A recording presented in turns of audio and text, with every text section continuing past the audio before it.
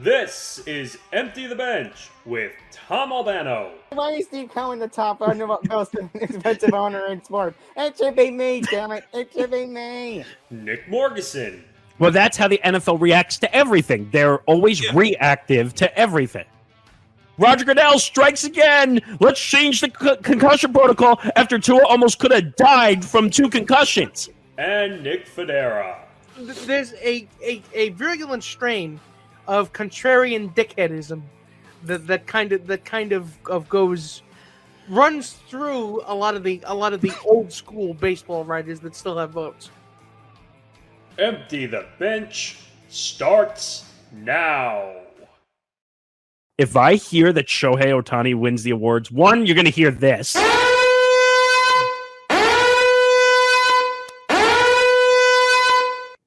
Means Nick Morgeson has breached the perimeter and he's got a machete on him.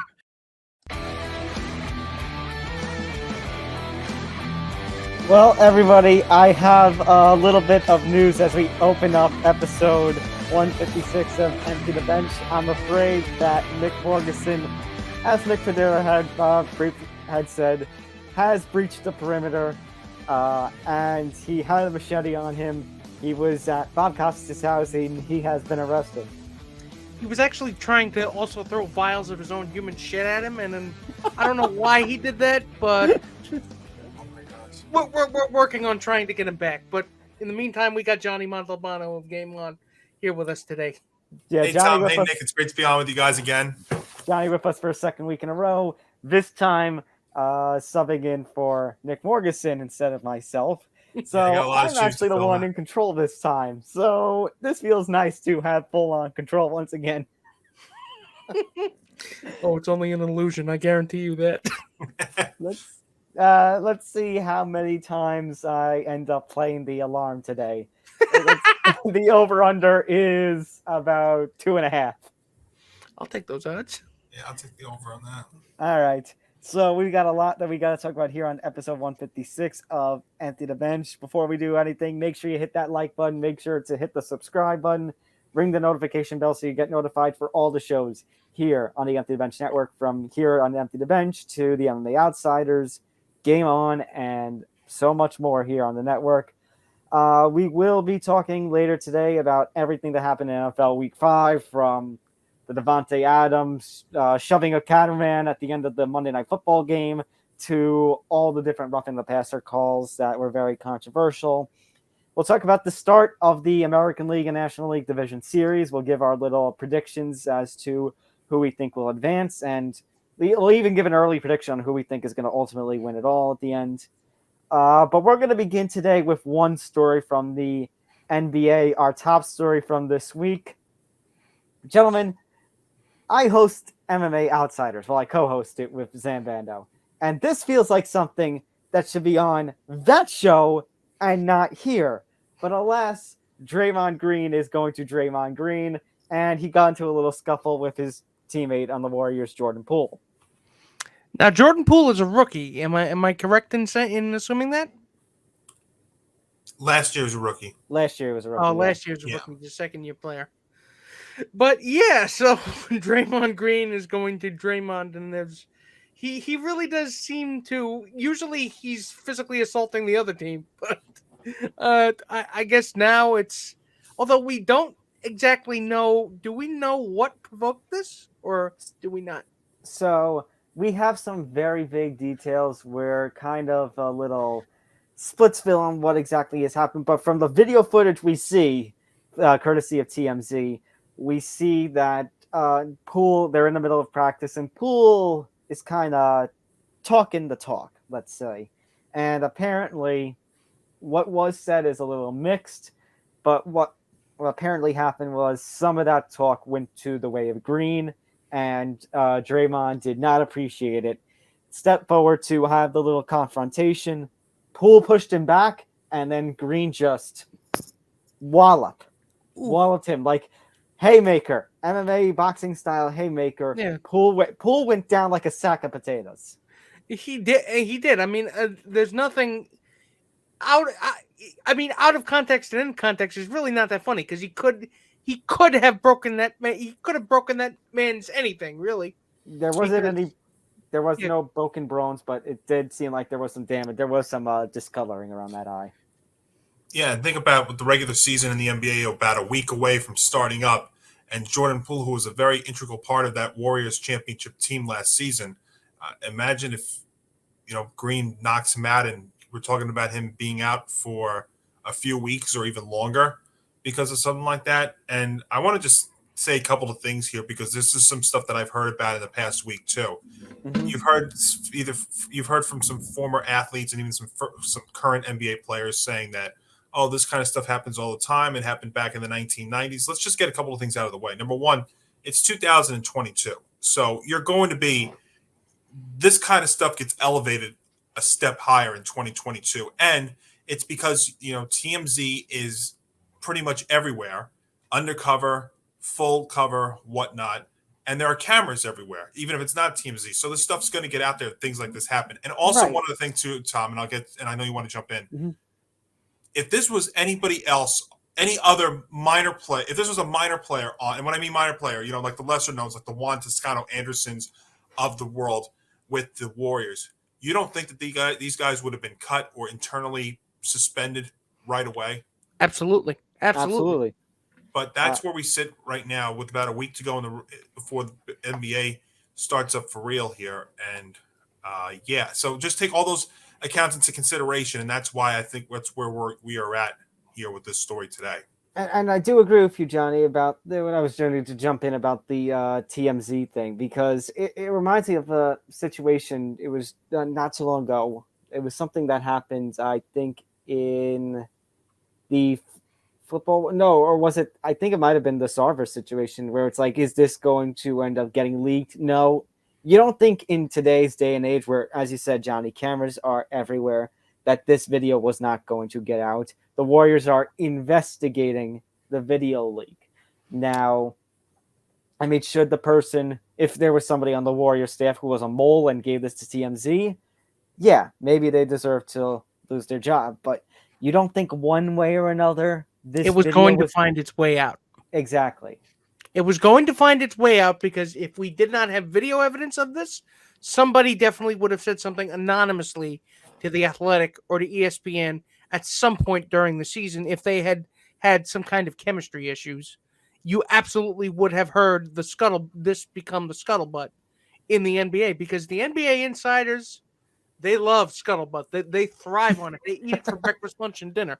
So to find that we are at this place where we actually have video evidence of, I don't want to say malfeasance, so I'll just say general fuckery, quote unquote, it's something of a rarity, because Draymond Green, like I said, you expect it on the court where he's a physical guy. He'll get in your face. He's kind of like Dennis Rodman, but without the crazy. So, and I mean that as a compliment, and I mean that in the good ways and the bad ways. So, He doesn't kick cameramen in the nads. yeah, he doesn't kick camera in the nets, but at a certain point, you have to wonder.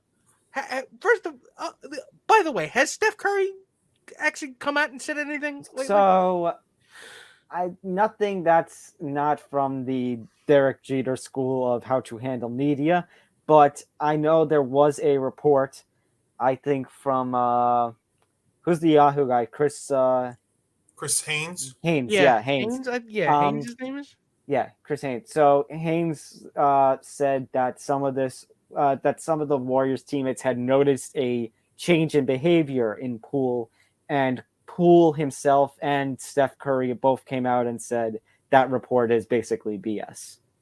And of course they would, because again, it's all the matter of keeping everything. It's basically putting a hard hat on to try to plug up a volcanic geyser eruption. You're trying everything to keep it down and keep everything just down and tight and make sure it doesn't get out. It's basically the meme with the dog and the fires everywhere. This is fine. This is fine. Yeah. But the thing is, I mean, like you said before, Johnny, just because this happened in the 90s, just because Michael Jordan didn't end his practice without punching somebody in the face doesn't make it acceptable, and it doesn't make it right. It doesn't make it a team-building exercise to do it in 2022. I'd like to think the league has changed, or they like to think that they've changed.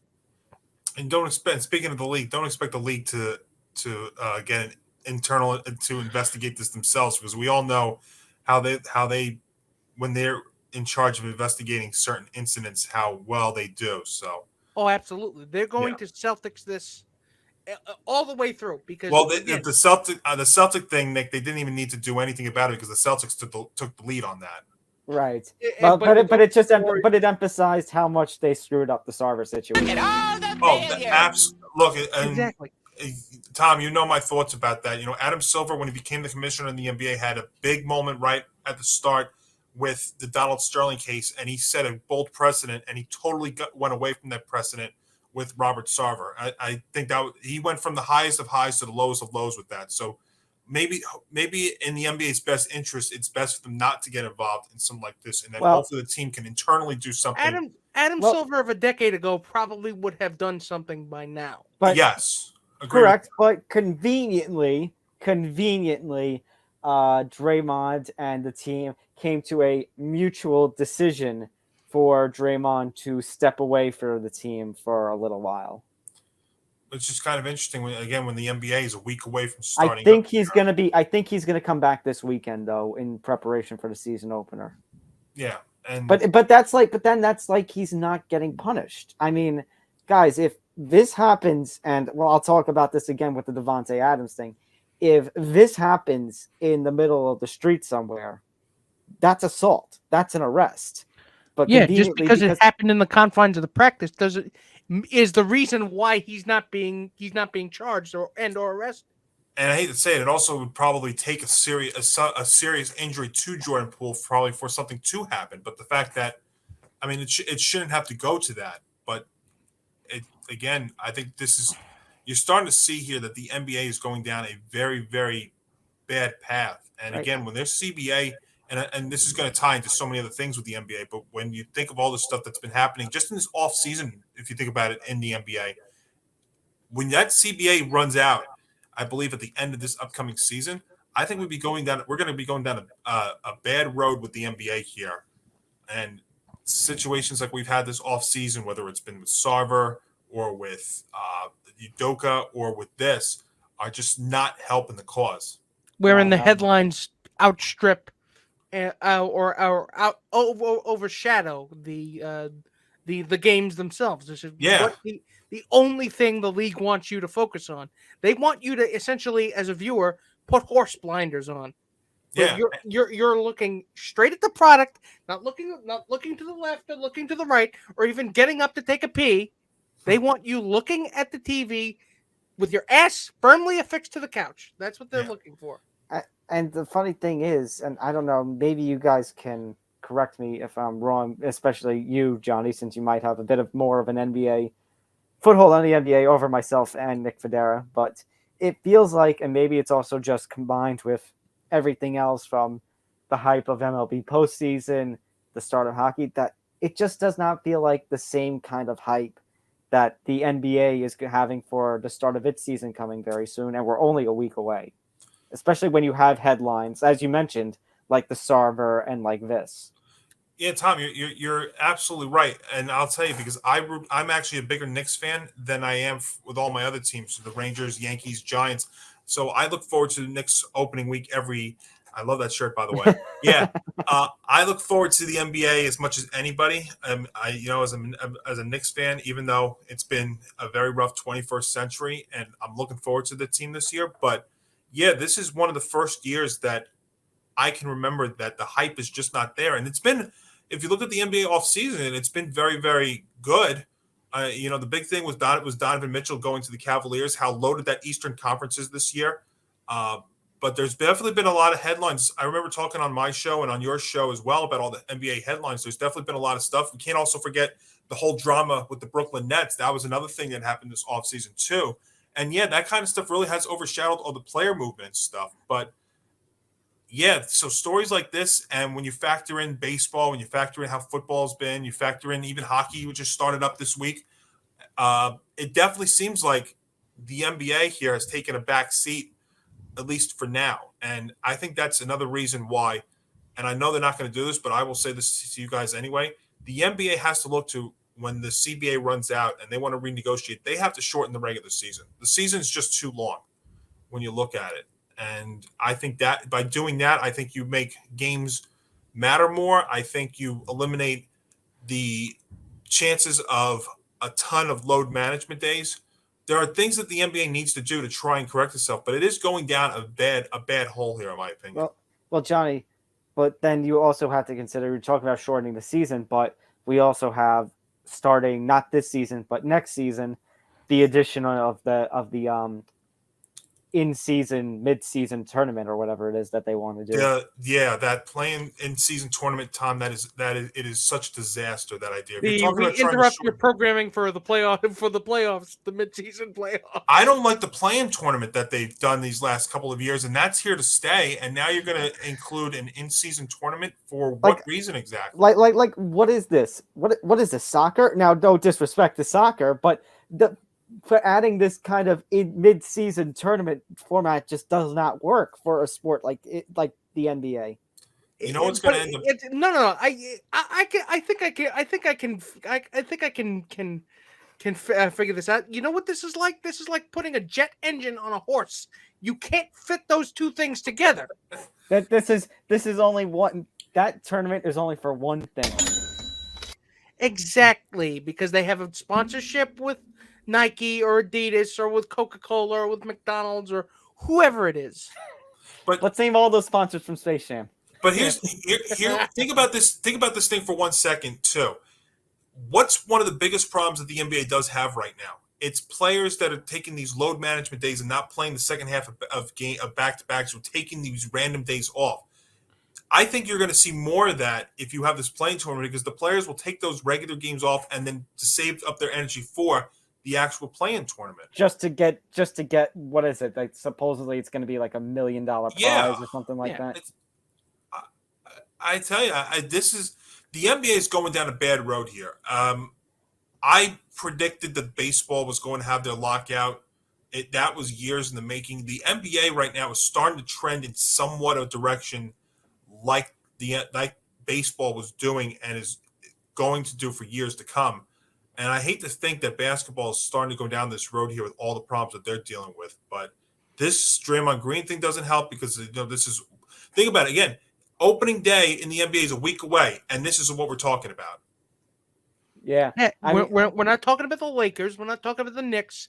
We're not even talking about the Warriors. We're not even talking about the on-field product of what the Warriors are doing this year. No, to try and repeat. And how they could repeat, because I think the Western Conference is not that strong, so they definitely have a good chance to come out of the West again. We're not talking about the Greek Freak. We're not talking about the Nets. We're not talking about the monster Eastern Conference that's going to happen this year. We're not talking any of that. And we're, like you mentioned, a week away from the start of the season. I mean, yes, this story is leading off our stories for the week, but it's the only basketball story.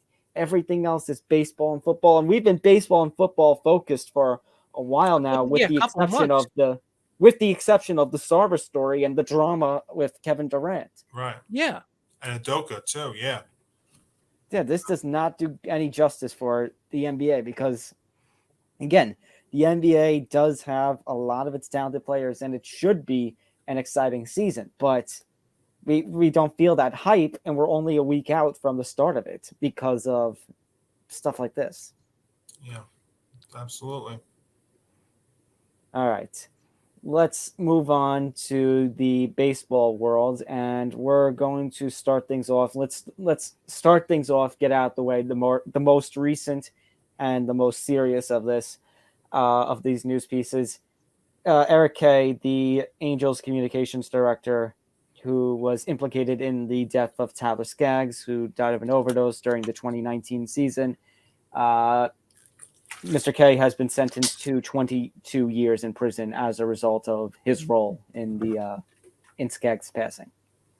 So, I mean, this obviously brings, like we do with all these updates that we've done with Tyler Skaggs, and we've followed this actually since he passed away. I think we've been talking about this, and obviously, it starts with condolences to his family, but at least there was a small measure of justice to be meted out in this case. It's obviously not as big as I would like, because again, this is really does seem like a systemic issue that that Eric Kay is now going to be the scapegoat, the fall guy, the guy to sit on the grenade for, when it really does seem like this is a lot bigger than it should be, even though it's been how many years since he passed away? About 3, I think. Yeah, about 3. He was 19. Yeah, at 19, I think it was.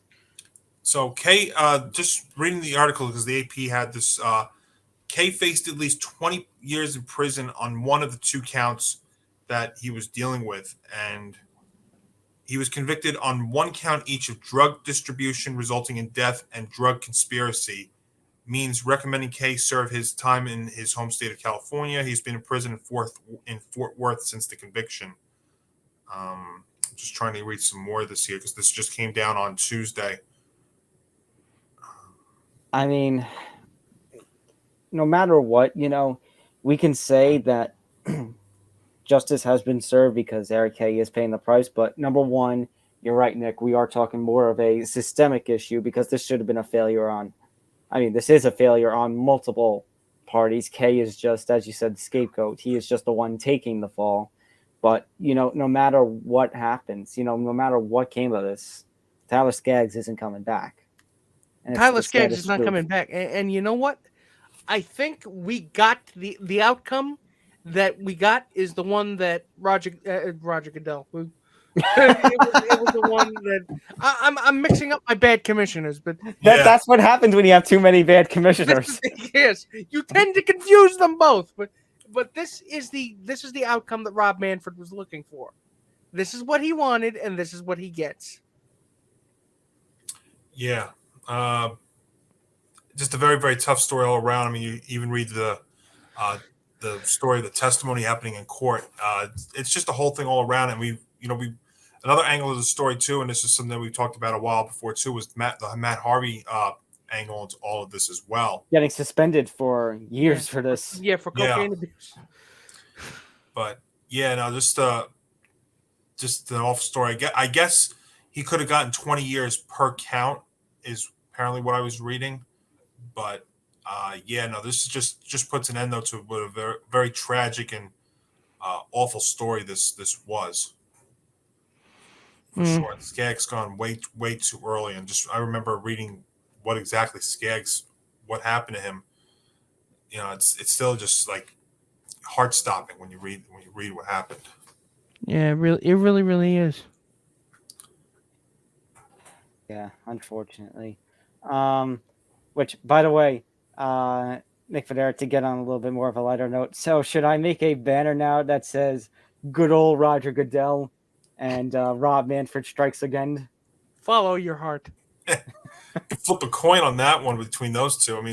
Think about it. The only commissioner I think we actually talk about in a positive light 24, and maybe we'll say 23/7, is Gary Bettman.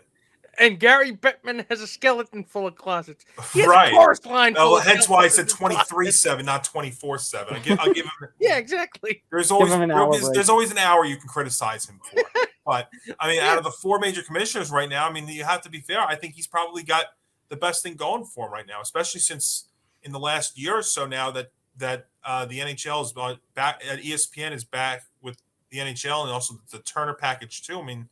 They definitely got something good going. Johnny, do you realize how low that makes the bar? I understand. He put hockey in Vegas, but 15 almost 20 years ago, there was not hockey. Hockey was gone. Well, it disappeared. Vegas is. I wouldn't be surprised you see Vegas. There's our good old game show reference for the day. Our game show sound clip. That one never gets old. 51 years later. But you know what? But you know what though?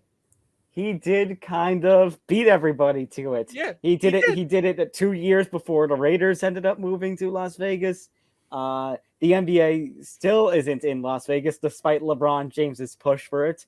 Not yet. The A's will end up in Las Vegas eventually during this decade. And He's the Cassandra of North American sports because he predicts the future and he's right. Just nobody wants to listen to him because he's terrible. And Tom, don't be surprised if an NBA team goes to Vegas in the next 5 to 10 years. I mean, there's a WNBA team in Vegas. So I wouldn't rule it out, especially with the whole gambling stuff and how that's become now. There's all 4 major sports, and dare I say, even soccer goes there eventually too. With the way things are going, I would never rule it out. Vegas is going to be one of those cities that gambling and sports. I mean, it goes hand in hand. They'll be one eventually. The Vegas strip club buffets. I like it. Yeah. All right. So let's talk about another baseball story before we get into all the Division Series and Wild Card Series stuff. Just as Yankees fans, I sit here and all I can say is exactly. I mean, that pretty much sums up the last 18 months of Aroldis Chapman, because I really think the knives came out for that man when they really should have, and I'm including myself in this, when we Yankee fans really should have been a lot more critical of him from the start, because especially since we shoved that whole domestic violence thing kind of under the rug. But again, it's a character flaw, because it's a character flaw, at least in me, because, sports fans tend to excuse a lot of terrible stuff if you're wearing the right laundry. Well, in this case, he won't be wearing the laundry of pinstripes anymore, because exactly. I guarantee. I know they say so. He's not on the Division Series roster. I know they say, "Oh, if we move on, maybe we'll consider." No, press conference with Boone and Cashman, that was. There were some judge comments, but that was 75 to 80% just a burial of Aroldis Chapman on the way out his road to free agency. It's as direct I've ever seen Aaron Boone and Brian Cashman ever be when talking about this team. And I really feel like they were kind of holding back. A lot of times they were kind of biting their tongues with him. But I really do need to ask this question, and I put it to you, gentlemen. Why would you skip a mandatory practice? Because you were going to make the roster. They said there was a chance you wouldn't. Look at the state of the bullpen. You would have made it. No, but Boone would not give him that guarantee. And so he said, you know what? Screw you guys. I'm going to Miami. Yeah, the guarantee and the fact that he wouldn't be closing, too, that's another thing, too. Chapman's not used to not closing games. And we've seen him in his last few appearances pitching in the 7th inning of a game that they're trailing by.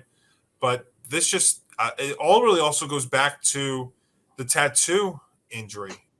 Really, he never recovered from that. I mean, in multiple ways. Finish the story though. That he let progress to an infection that he almost had to be hospitalized for because he didn't inform the team and he didn't handle this one correctly. I mean, you can't make this shit up. So, but just think about those 2 instances in just a few months' time between that and then missing the mandatory practice.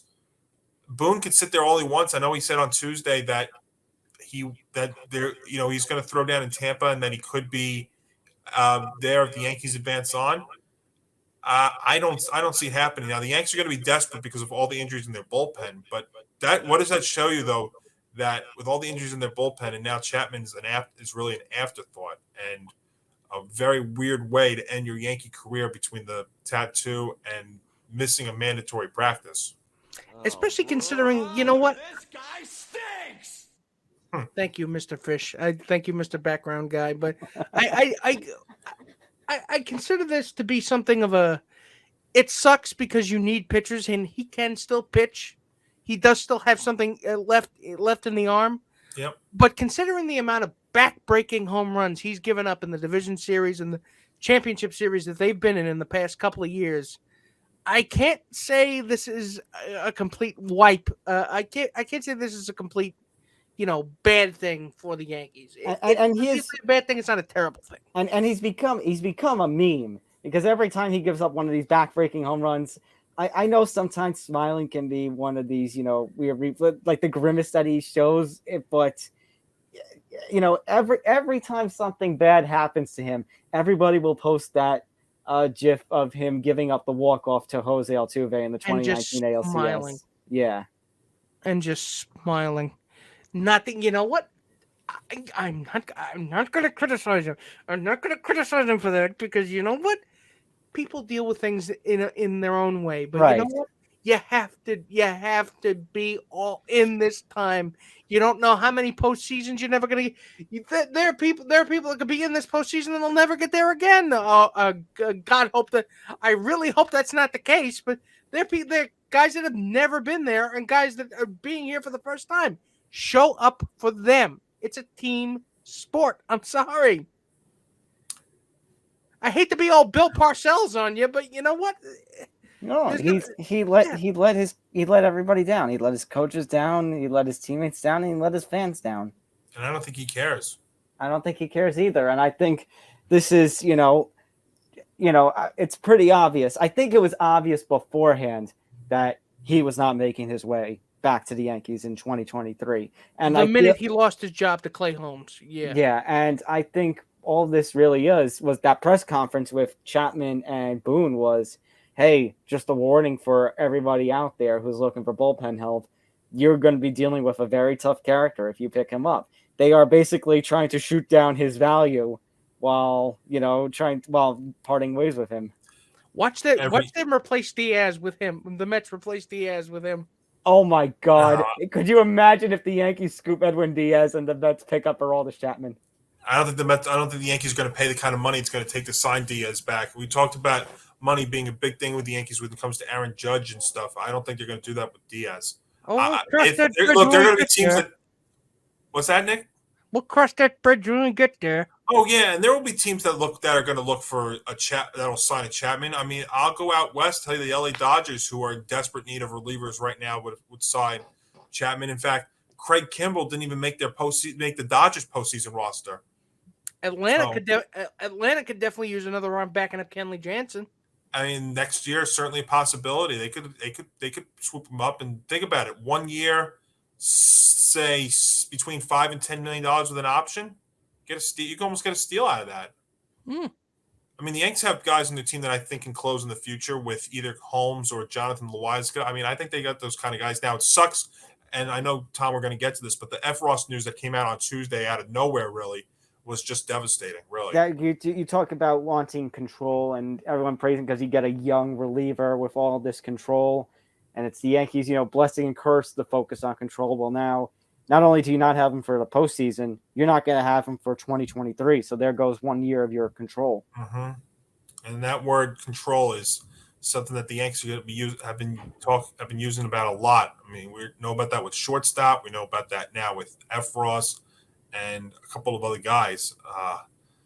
Yeah, it's brutal. But yeah, this whole Chapman thing it's still just unbelievable because it really again another thing that I'm going through my feed. And then the news comes out, oh, Chapman's not on the roster. Oh, because he missed a mandatory workout and he's down in Miami. Oh, okay.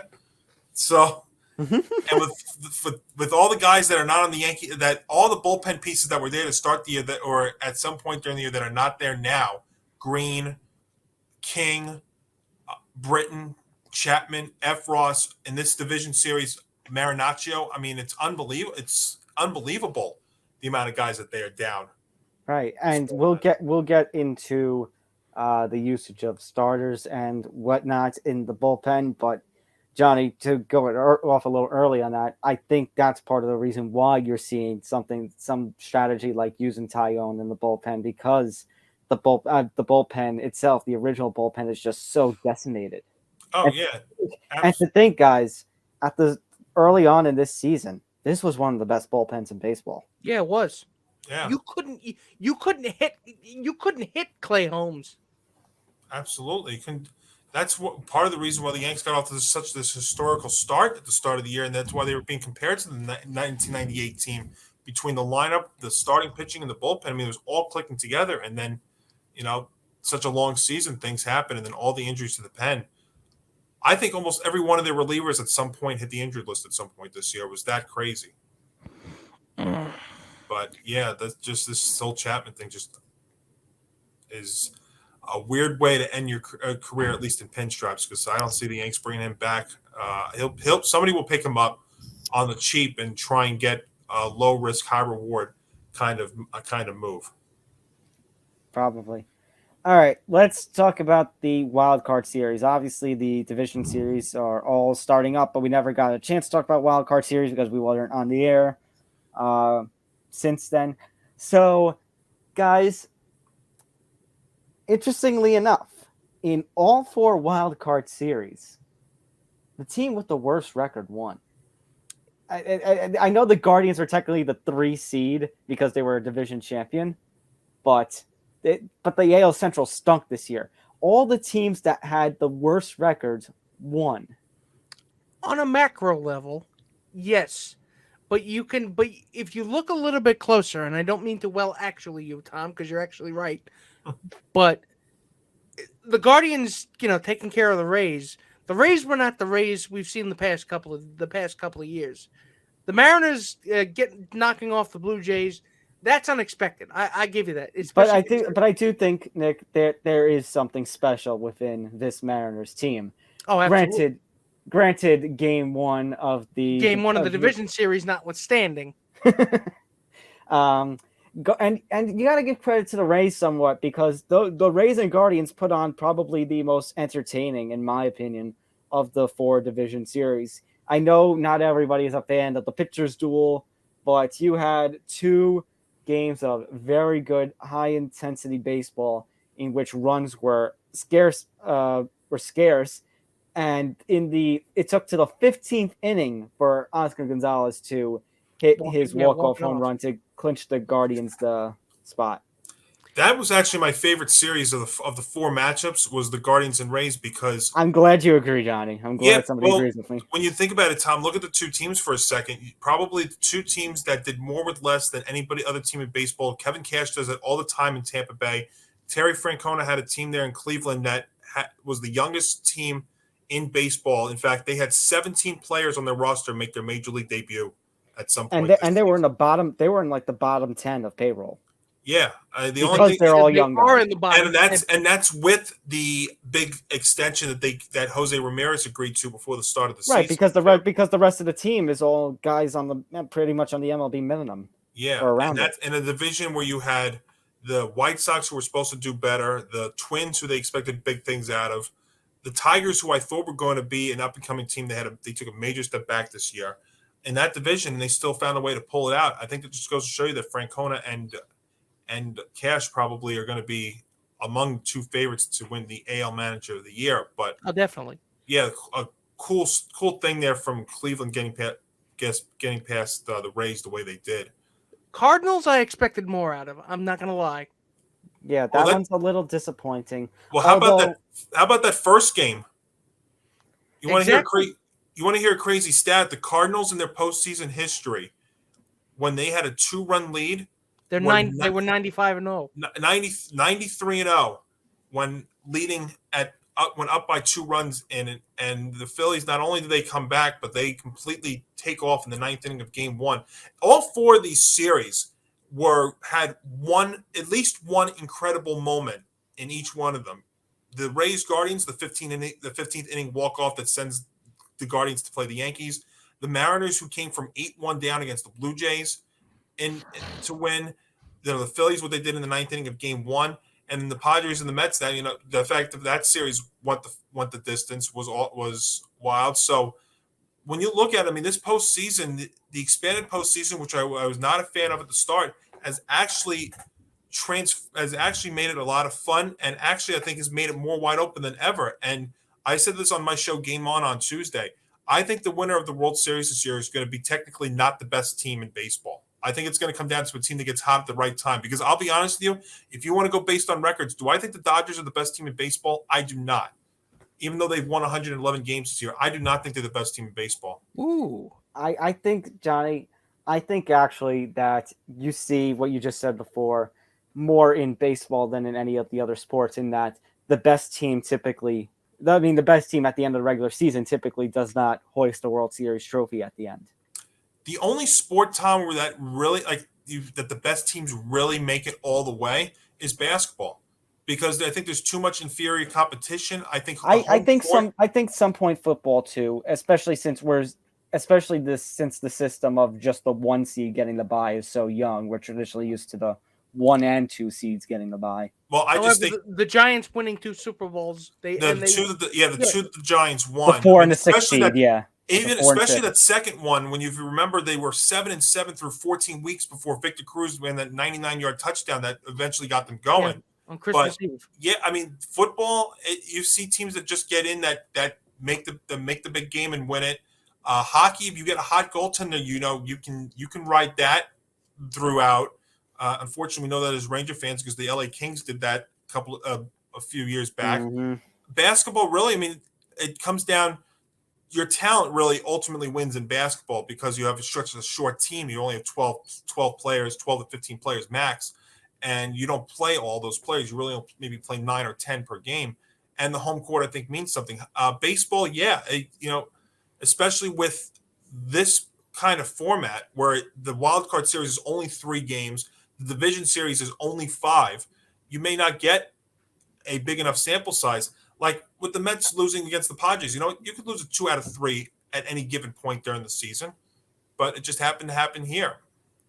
And yeah, go ahead, Tom. Well, I was gonna say before we get to the Mets, I actually, because I did say this in a minute, I do think we need to give some credit to the Phillies. So think about it: Absolutely. 22 and 29, they fired Joe Girardi. It looks like this team is going nowhere. And they managed to outlast the Brewers down the stretch for the last wild card spot, and they knock off one of the division champions. That's a credit to Rob Thompson, and it's a credit to the team cohesion. And he definitely Rob Thompson deserves the 2-year extension that he just got from the Phillies to be the permanent manager. He absolutely deserved it. And fun fact, Bryce Harper, for the first time in his professional career, has advanced in a playoff round. He got to do the champagne and everything in the postseason. Finally. And go ahead. Wait, no. This calls for something here. That's one.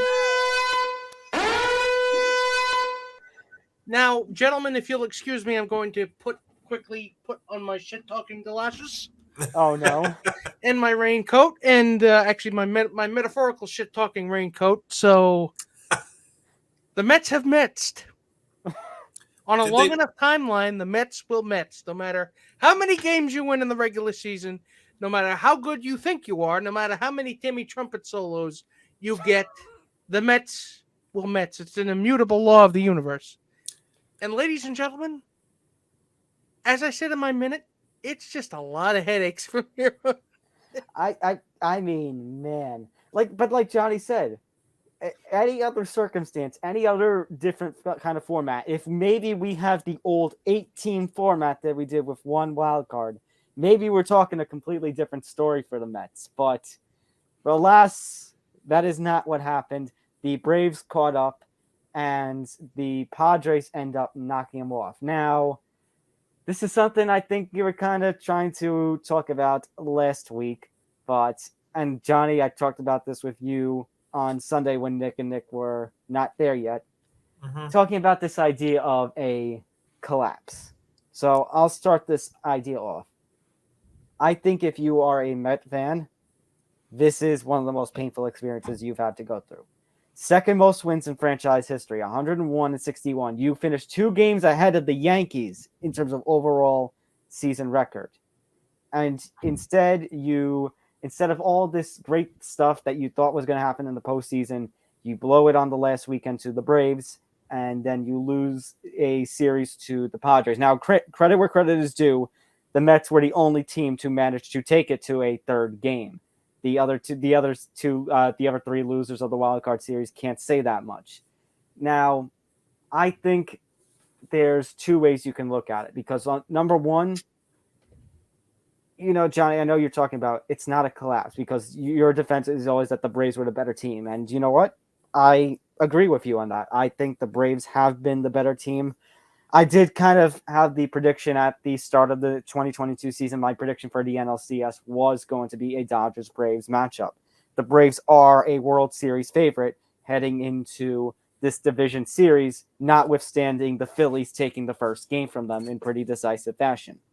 I think the thing is, and this is why I'm leaning towards maybe it kind of is a collapse of sorts.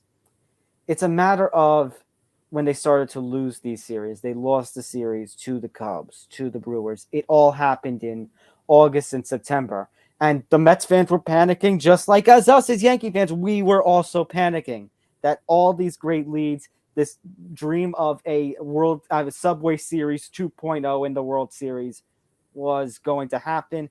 And the only difference is the Yankees managed to outlast by the hair on their chin and managed to end it with, what, a 5-game lead in the division at the end of game one? It was actually a 9-game lead. Oh, it was a 9-game lead. Okay. Yeah. Okay, so it wasn't, but at one point it was shrunk as much to a 2-game lead. At one point it was just 3. Oh, it was just 3. I don't think the Mets collapsed as the Braves just played at an insane pace. And correct. The Braves played at one of the best paces that baseball could see. I think the thing is, and maybe Fodera might remember it more because I'm making reference to 2018 when the Yankees had 100 wins, even though the Red Sox had 108. This is the feeling that I think the Mets fans are kind of experiencing, that, yeah, it was a successful season. Yeah, you have shown the signs of progress. Credit where credit is due. Cohen has proven so far that he is not a Wilpon. He is willing to go the extra mile when need be. And this team, again, second most wins in franchise history during the season, so you can't knock that. But it's the feeling of there should have been more. You should have been the ones playing. The 2 seed would play the 3-6, so they should be the ones playing the Phillies right now.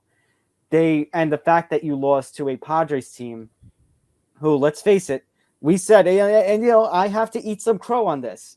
I have to actually eat some crow when I'm trying to defend this stance, because I said at the end of the trade deadline and after Fernando Tatis got suspended the 80 games, I asked you guys, is this team better than the Mets? And we all said no. We said that this Padres team would not beat the Mets. Yeah, and because, granted, I was kind of looking at what the Mets were doing at the time and what the Padres, were at the time. And you know what? Shame on me. I didn't see it. Because I thought this Padres team was heading down a very bad path once the 80-game suspension came down. It looked like they would make the playoffs, but something like this, a wild card series loss, was inevitable. But then Max Scherzer happened, and as much as they are a Mets team, Nick Fodera, you would notice even better. For the longest time since we started the podcasting, I've been a very big Max Scherzer guy. I have been supporting him since he had been on the Nationals. I'd say maybe not so much during a time when he was on the Tigers, but as I was starting to get into the college years and everything, starting to spread my knowledge. Not spread my knowledge, but spread my, passion for baseball more outside of just the Yankees, and looking at guys from other teams like Bryce Harper coming up and Mike Trout was coming up. I also latched on to Max Scherzer just for his intensity and the amount of, passion that he puts into his pitching. And just the way that he gave up 4 home runs in a postseason game. He got shelled. That's not. If you want to say it's a Mets thing, it's a Mets thing, but that's not just a Mets thing. That's just, you've never seen that from Scherzer. 4 home runs in a game. That is not Scherzer-esque. And it's quite out of character. You could be, as Yankee fans, you would try to make fun of, but like me watching as a Max Scherzer guy, you've seen me on the show of the Scherzer Washington. That broke my heart to see. Like, what happened? And Jacob deGrom gave you what you needed. But so again, that's the thing. I'm looking at the Mets. I'm like, did they maybe make a mistake? Should they have maybe deGrom do game 1 and then Bassett do the second and then maybe Scherzer for the third? Or if I may steal a Nick Morganson line, it's a fallacy of a predetermined outcome. I know. Yeah, I don't think it would have made it. I don't think it would have made a difference. One of the things, and let me just go back and go back on what you guys were saying. A couple of things. Mm-hmm. It's not a collapse because the Mets played from the second half on, played 20 games over 500. The Braves played 30 over 500. They played at a ridiculous pace. And let's also look at the two teams. Let's compare the Mets and the Braves in this way. The Mets had the better starting pitching, but if you look at the positional players, the Braves are better at almost every position than the Mets. I think first base, the Mets are slightly better. I think Jeff McNeil, whatever position you want to put him in, we'll put him in at second. I think he's better simply for the fact that Ozzie Albies didn't really play this year. So let's give the Mets there. I will give the Mets the advantage at shortstop. But if you look at all the other positions, Braves are better at third base. They're better in all the outfield spots, and they're better at catcher, and they're better in the bullpen. I mean, that's what I think that's what it comes down to. And if it wasn't for Buck Showalter being there as well, I don't know if the Mets would win 101 games this year. But you know what? You have to give them credit. This was still a very, very good year. It kind of stinks because, you know, the way it should have been more. What's that?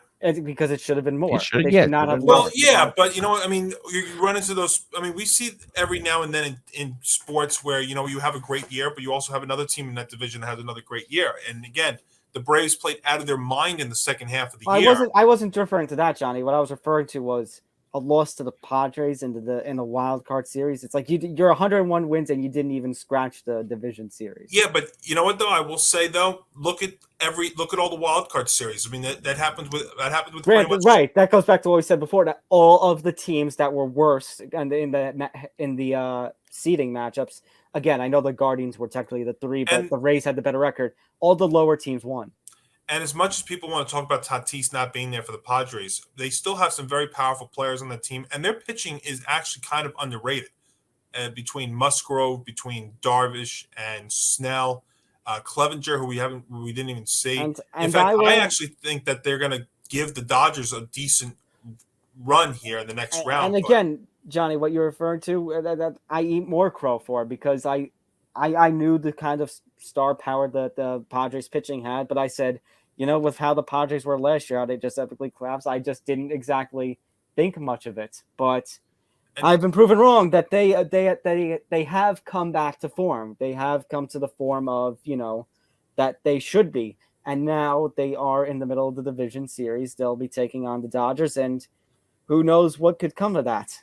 The one thing I want to say real quick for the Mets before we move on here, the one thing I would mention why I would be disappointed and why I would actually be a little bit concerned about with them is because now you go into the offseason and you have a bunch of players on this team that are free agents or can become free agents, starting with possibly DeGrom opting out, which I've always said that he's going to opt out. And if he opts out, he's gone. Chris Bassett is a free agent. I don't think he's coming back. He's gone.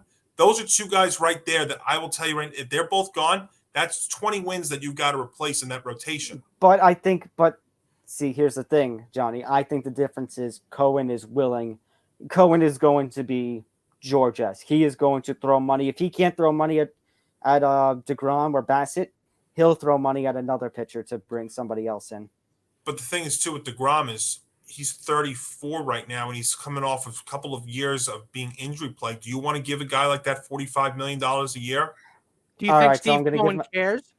I don't. I think he's also going to be making a run at Judge, but I don't know. If I'm the Mets, I've got a bunch of needs that I got to fill in next year. I'm gonna give a hot take right now. I think I know somebody will. But go for it. I think somebody will throw a bag at DeGrom, but it will not be either New York team. I think there is a certain team who also threw a lot of money during the last offseason that basically just fell flat on its face in the during the regular season.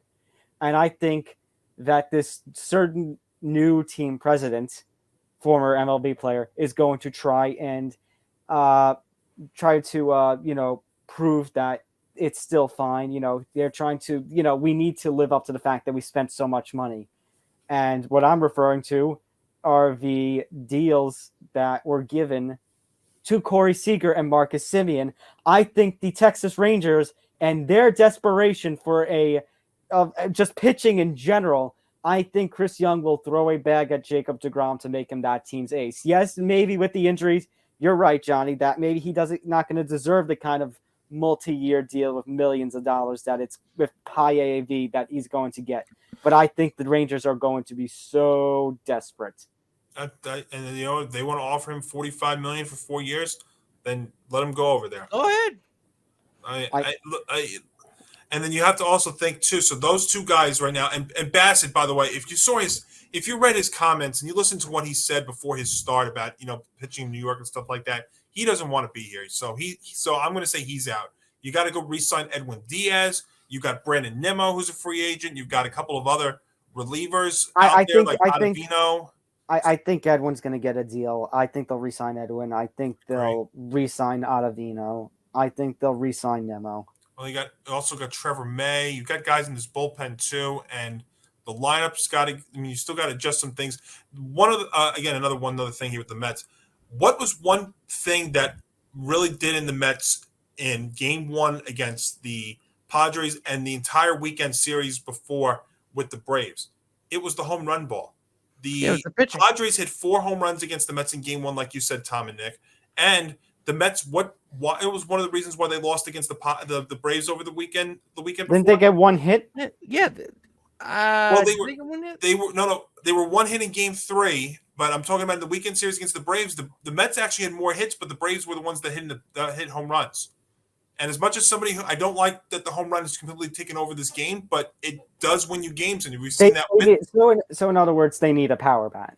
Yeah, because right now the only guys on the team that really can hit home runs regularly are Alonso and you want to say Lindor if he's really a home run hitter. I mean, I know he had 26 this year, but is he really somebody you think about? Yeah, I picture Lindor more as a contact hitter. Honestly. Yeah, and Eduardo Escobar had a pretty decent year. I wouldn't say he had a great year. I wouldn't say he had a terrible year, and he can run into 20 every now and then. But other than that, who on this team is providing you with power? You're getting nothing out of catcher. You got really nothing out of the DH spot, whoever they had at DH.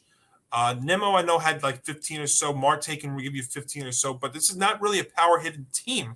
I mean, they'll get guys on base, but you got to maybe change the philosophy a little bit about your lineup too. So they'll make a run at Judge and hope that Correa opts out and maybe.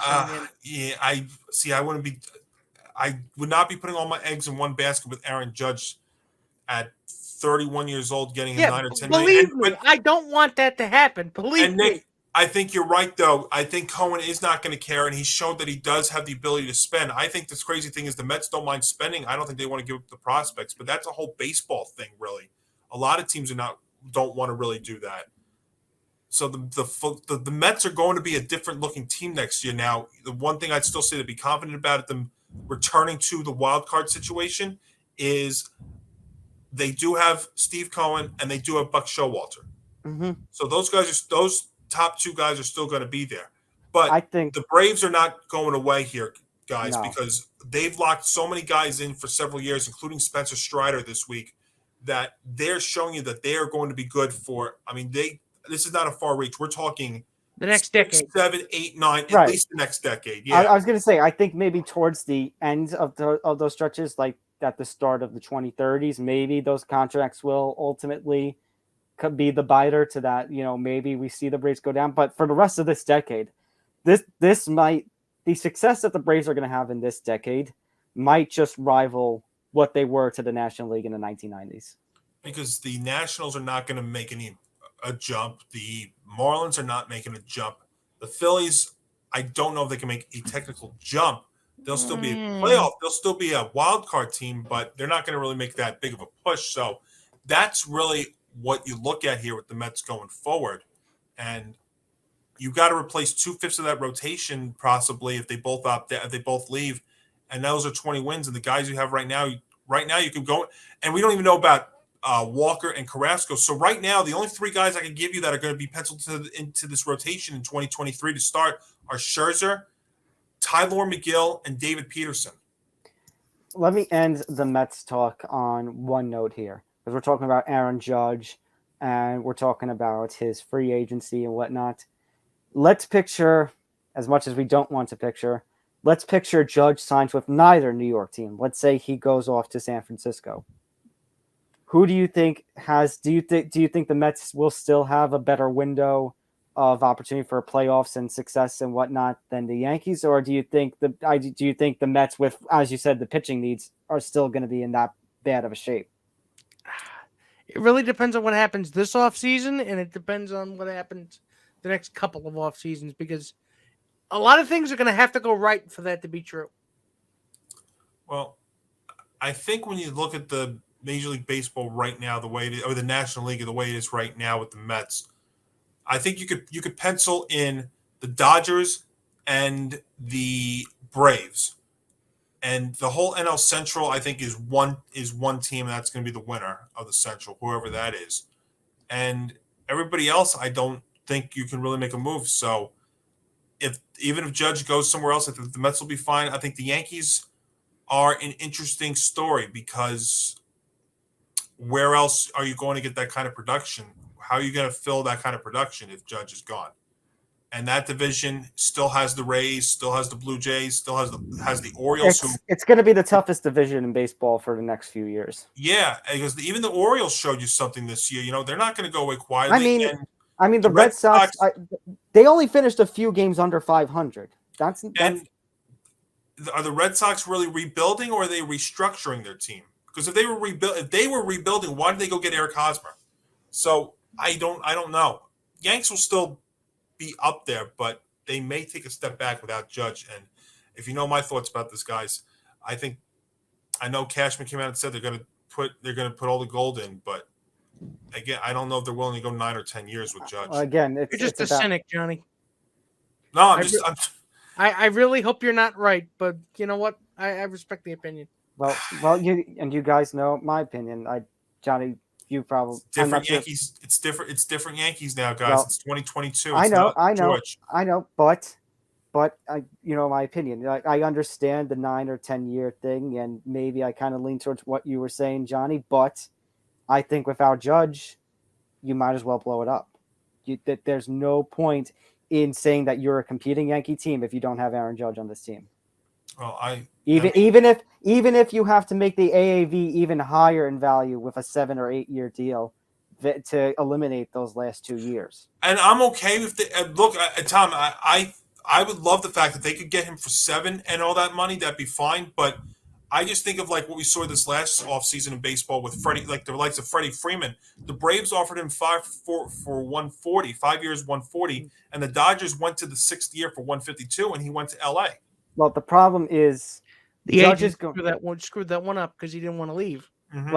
Well, I was gonna say the problem is Judge is going to be the market setter this year. There will be no free agents signed until Judge signs. I don't even think you see Trey Turner or Jacob deGrom sign until Judge signs, unless in the case of deGrom, like I mentioned before, there is a team that gets desperate, a la your Texas Rangers.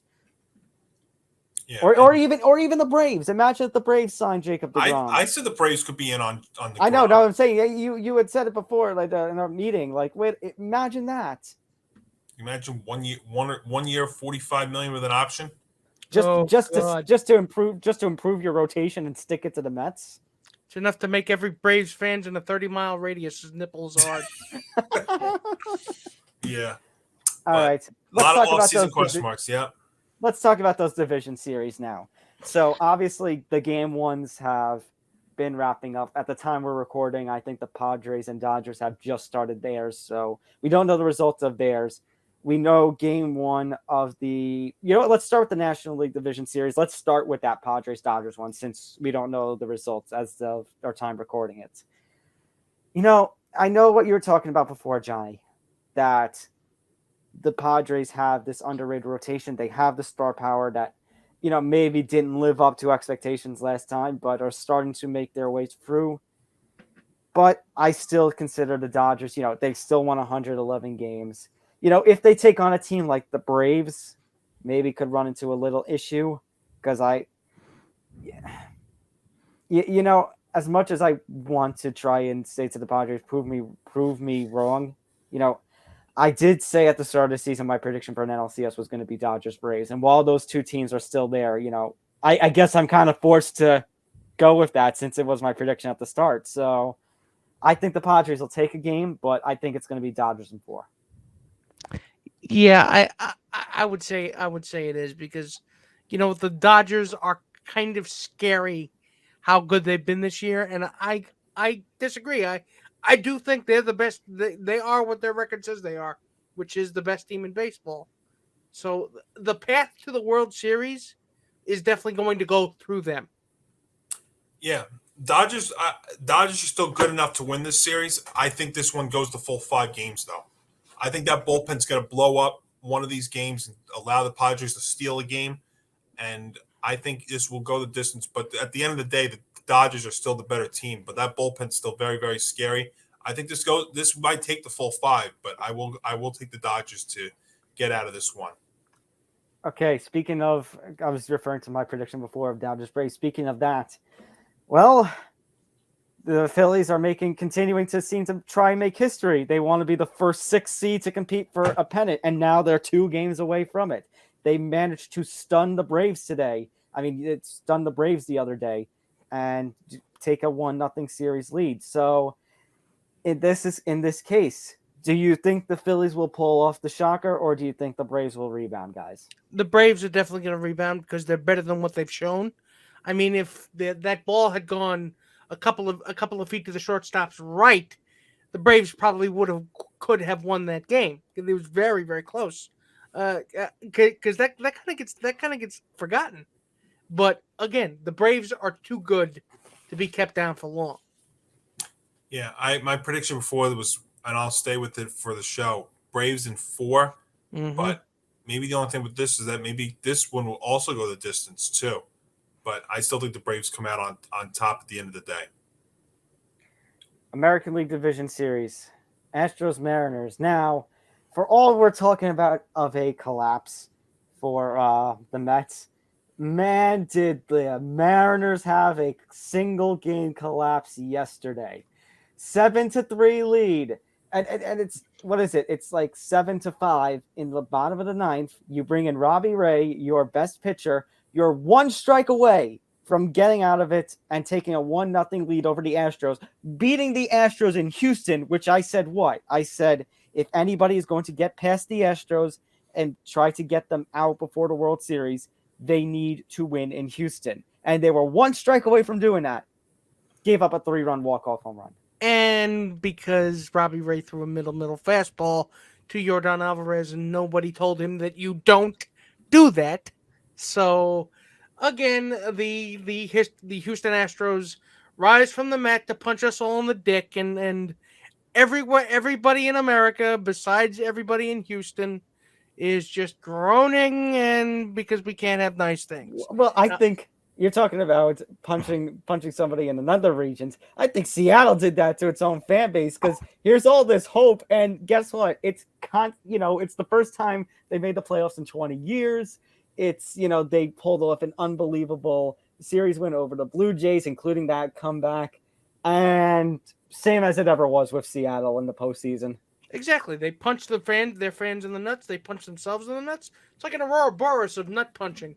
But Nick, you were talking about what you don't do there to Jordan Alvarez in terms of the pitch, but you know what you also don't do? You don't put a starting pitcher in a reliever or a closer role like Scott Service and the Mariners did there. Robbie Ray should not have been the guy pitching in that spot.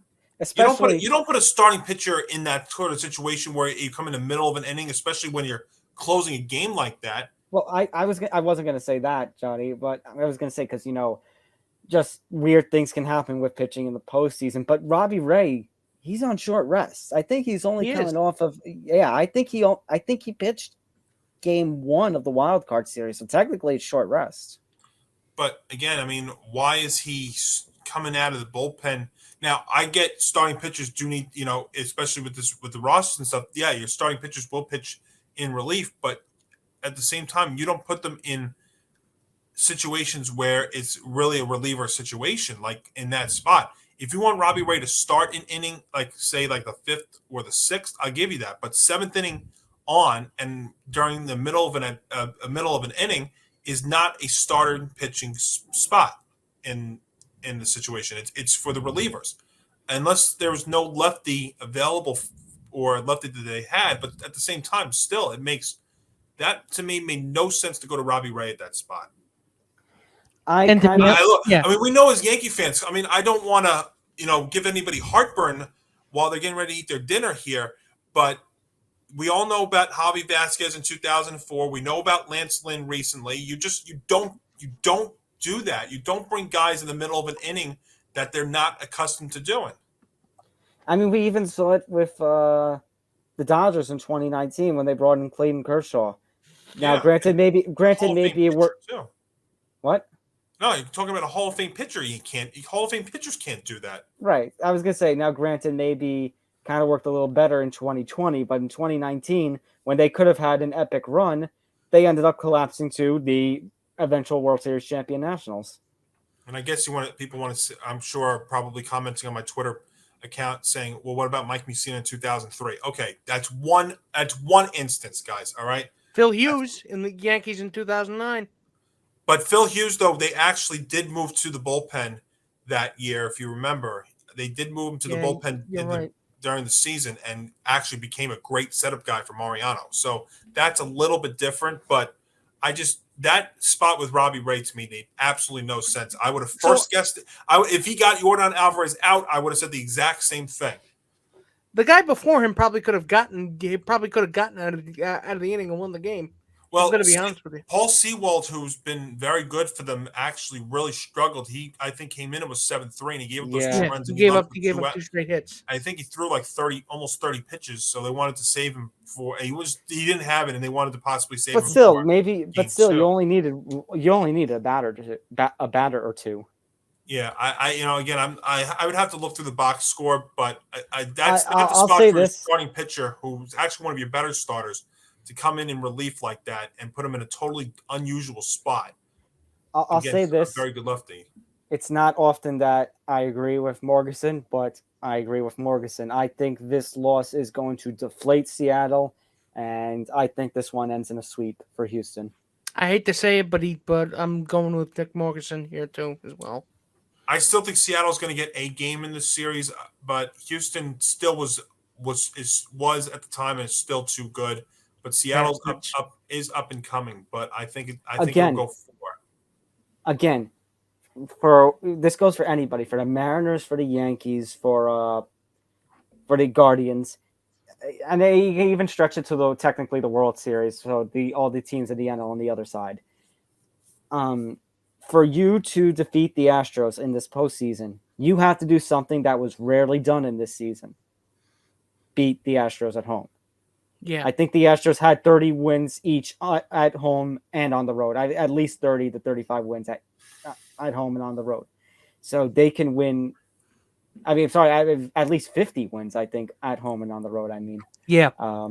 So it's definitely hard. I completely understand, home field advantage is the obvious, factor for everything when you consider who making a prediction for a series. But the Astros were very tough to beat at home. And I'm not just talking about the Yankees' sake. I'm talking about everybody that played them. Absolutely. It is going to be, you have to. So for the Mariners to basically have a shot at still winning this series, Game 2 is a must win. If they do not win Game 2, the series is over. I don't see them pulling off a reverse 0-2 sweep.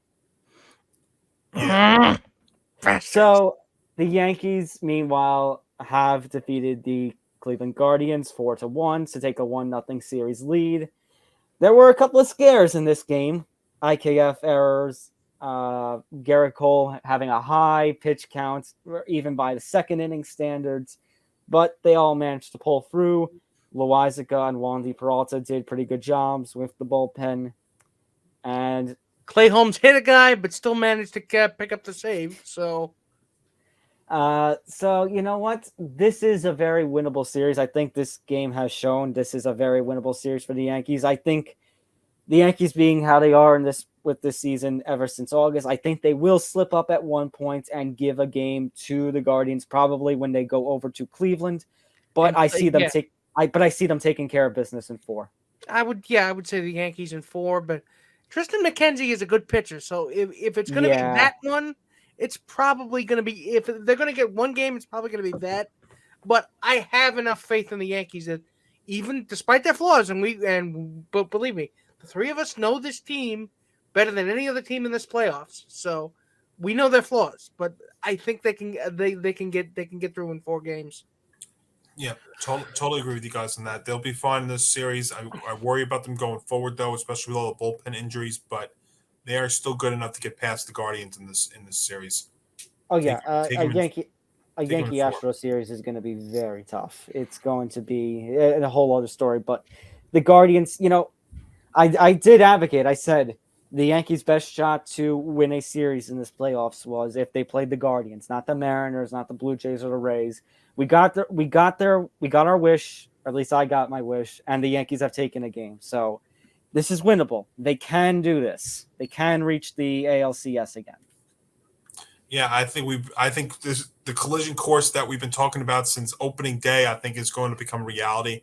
It's going to be, looks like we're trending towards the Yankee Astro ALCS. Yankee Astro ALCS and I don't know about you guys, but the NLCS that I had predicted looks like it might be heading the Dodgers versus the Braves.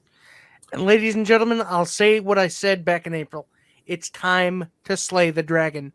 What better time than now to do it? I'll go one step further. You know what I've been saying about everything from the amount of wins that the Yankees had early on to being the best team in baseball to the fact that you may possibly lose Judge. This may be last chance. This may be now or never. It's time. It is time. Do I think it's going to eventually happen? You know, history says no. Nobody thought Judge was going to hit 62 home runs this year.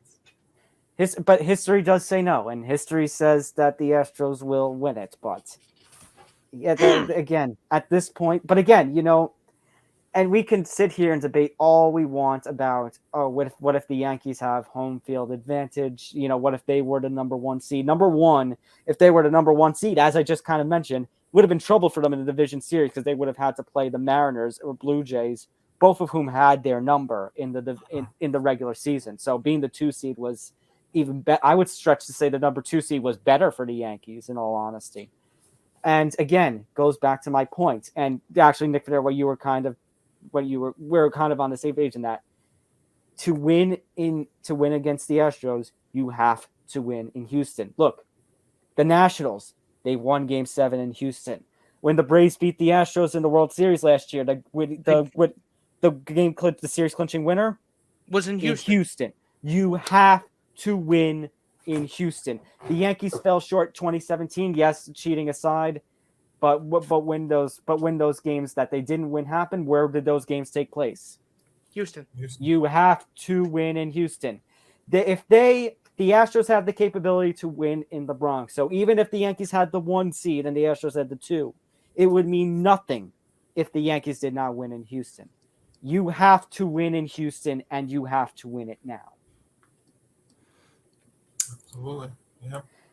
All right. So if you have to pick a World Series matchup, though, yeah, I will temper my expectations. I will unfortunately go with Houston. I've said it.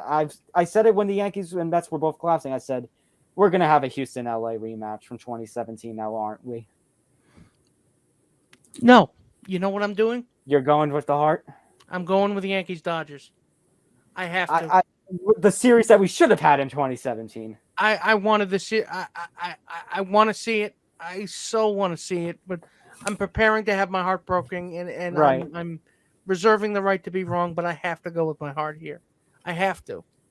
Yeah, I love to see it too. It's just not going to happen though, unfortunately. Are you going Houston Dodger or are you? No, I'm not. I think we're going to have a rematch. Oh, you're going rematch. We're not going. We're going to have a rematch, Tom, but it's not. It's going to be a rematch of last year's World Series. It's going to be Astros Braves. We haven't. When was the last time we've had a flat out World Series rematch, like from one year to the next? The Yankees Braves in 96 and 99. Well, no, I mean back to back year. Oh, wasn't it 92, 93? Was it Phillies, Blue Jays? No, 1 year Toronto played the Braves. 1 year they played the Phillies. So we're looking like 50s, 60s, because I'm thinking Yankees Dodgers from like the 50s. Hasn't happened in my lifetime. Yeah, hasn't happened in our lifetime.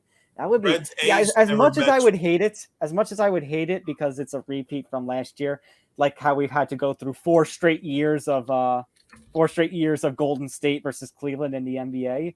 We haven't seen that in the MLB, so it would be kind of unique. But all right, now one last thing. I know we've been spending way too much time on baseball right now, but take your World Series matchup and make a prediction. So for me, it would be Houston, LA. I would go LA in 7. I think LA has the capability of beating Houston. If it is Yankee Dodger for you. it would probably be the Dodgers, but again, I want to see the Yankees go all the way. So would you go Yankees in 7 then to say it would be a series? I would. And Johnny, for you, a Houston Braves rematch. What do you see for a prediction for We that? see a rematch and we see a repeat World Series champion. Take the Braves in 6. If that happened, Johnny, I think that would solidify what we were just talking about before, the Braves being a menace in baseball, let alone the National League for the rest of this decade. Yeah. By the way, guys, I think, unless I'm reading this wrong, just to go back real quick, the last World Series with the same teams in back-to-back years, I believe was the Yankees and Dodgers at 77 and 78. 77, 78, yeah! yes. I forgot about that. Because you're right, Blue Jays, it was the Blue Jays did win back-to-back, but they beat the Braves in 92 and the Phillies in 93. Yeah, and the Yankee Dodger, Reggie Jackson, and then Bucky Bleepin' Dent. I really wish my father was right here right now, because he was at both of the games in both those series. So it's been 45 years since we've seen something like that. Yes. Which I think speaks to the parity, though, in baseball. And it showcases sports the parity in general. All right. Speaking of sports in general, let's move out of baseball. Let's talk hockey for a little bit. The season is officially underway. I know we had the global games on Friday. It counted towards the regular season, but last night marked the official start of the NHL season with the Rangers defeating the Lightning 3-1. And we're still in the middle of recording as the Golden Knights and the Kings do battle out in Vegas. Well, I can tell you generally what I'm expecting. Okay. At least out of my team, the New York Rangers, I'm expecting better things. To be honest with you, I'm expecting them to be able to take the next step, which means not only getting to the Eastern Conference Final, winning the Eastern Conference. Well, let me ask you. Let me take a step back though with that. Mm-hmm. Do you think that the Rangers are better than the Hurricanes? I think the Hurricanes are going to be their toughest competition. I still think Carolina is better than the Rangers. That's not to take anything away. I think the Rangers are still going to be very, very good. I still think Carolina is the best team in the Metropolitan Division, but I think the Rangers are going to be right up there. I think those two teams will face each other again in the playoffs, the way things are going. But you don't want to face the Lightning anymore, do you? Well, I was gonna ask because I know the Lightning lost some key pieces during last offseason, but they still have made it to the Cup 3 times, and I still think that they are a key to watch out for in the Eastern Conference because, again, we talk about teams getting hot at the right time. The Lightning got hot at the right time at the end of at the start of the last postseason, and who's not to say that can't happen again during this postseason? Maybe they don't go all the way, but who's not to say that they reach the conference finals again? Who's not to say that they go 7 games in the second round? I mean, I would never put it past them the way that they've been the last couple of years, but they did lose a lot. I tell you, the team that I like out of there, I like the Florida Panthers. That's another one that I like to come out in that spot. In fact, I wouldn't be surprised if we look at a possibility about a Ranger-Panther Eastern Conference Final. I think so. I think here's what I'm going to say. If the Rangers are able to get past Carolina, and if it's not the Lightning that they face, if it's Florida, the Panthers, then I think the Rangers have the capability of going to the Stanley Cup. I think they still have the capability against the Hurricanes or the Lightning too, because like we showcased that last night with the home opening win. And I think they've showcased that when they were able to go 6 games. Remember, granted, they had a 2-0 series lead. So they have the capability to do it, like you mentioned, Fodera. On the Western side, though, I'm going to say what I said at the end of the last season. I think Colorado is going to be, and like I just mentioned how the Braves were going to be a menace in the National League, Colorado is going to be a menace, at least the short term, if not the long term in the Western Conference. Yeah, I totally agree with you about the Central. I think Colorado gets out of there. As far as the Pacific goes, I think it's going to be an O Canada kind of division between Calgary, between Vancouver, and Edmonton, and I love the Oilers coming out of the Pacific. And I think Everybody's been hyping them up, and I'm kind of getting aboard this hype train. I could see a Colorado Edmonton Western Conference Final. Absolutely. Real quick, Nick, before I get to you, if you want to go straight to the Stanley Cup Final, I think the Rangers can take that next step. I think they get there, and I love Edmonton this year coming out of the West. I think, how about a Ranger Oiler Stanley Cup Final? Ooh, vintage. I love that. I'm going to be a little tough for the Rangers, though. I think they managed to get to the Cup, but I think they're going to have a tough task because I think Colorado's going to get back there. If that happens, who gets custody of Messier? ESPN. ESPN has the custody. Let's be honest with you. They're not letting him go. Damn it. In terms of what I'm expecting, I mean, the Avalanche can definitely. They tore through the playoffs last year, and it's pretty. It seems absurd to me that they wouldn't do it again. Yeah, and it should be honestly a fun series. And also, real quick, Tom, I wouldn't put it past. I wouldn't put it past Chris Drury to make a couple of big moves for the Rangers by the trade deadline to improve. I think they're going to be very active this deadline. I think they're going to be quite active. I mean, they were active at the deadline last year, and look at some of those pieces they brought in that helped out in a big, big way. For sure. I'm glad hockey's back, though. It's always great. As much as I'm more of a summer person than a winter person, I'm actually kind of a fall person, but it's always good to see hockey back. It's such an intense sport. I may be baseball as my number one, but playoff hockey, there's nothing like playoff hockey in that intensity. And there's nothing like in the fall, those Sundays and those occasional Mondays or Thursdays where you have the sports equinox when all four major sports are happening on the same day. I mean, think about it, going off of hockey for a little bit, but like in late September, there was a day where the Yankees, Mets, Giants, and Jets all won on the same day for the first time since 2009. It's always great when you have this sports equinox time when everybody's playing and everybody can actually win. It's like spotting a unicorn, but not weird. Absolutely, yeah. So, and it's always great when those goals get scored and you get to hear those really loud goal horns like this.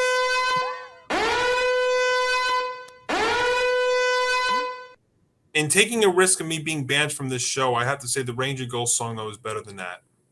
Yeah, it really is. If I'm going to be completely honest, if in case I do get in trouble, folks, it's been nice knowing you all. I mean, I'd give my eye teeth if we could use the brass bonanza from the Hartford Whalers. Oh wow, Hartford! By the way, now the Carolina Hurricanes down here. Yep. Wow. All right.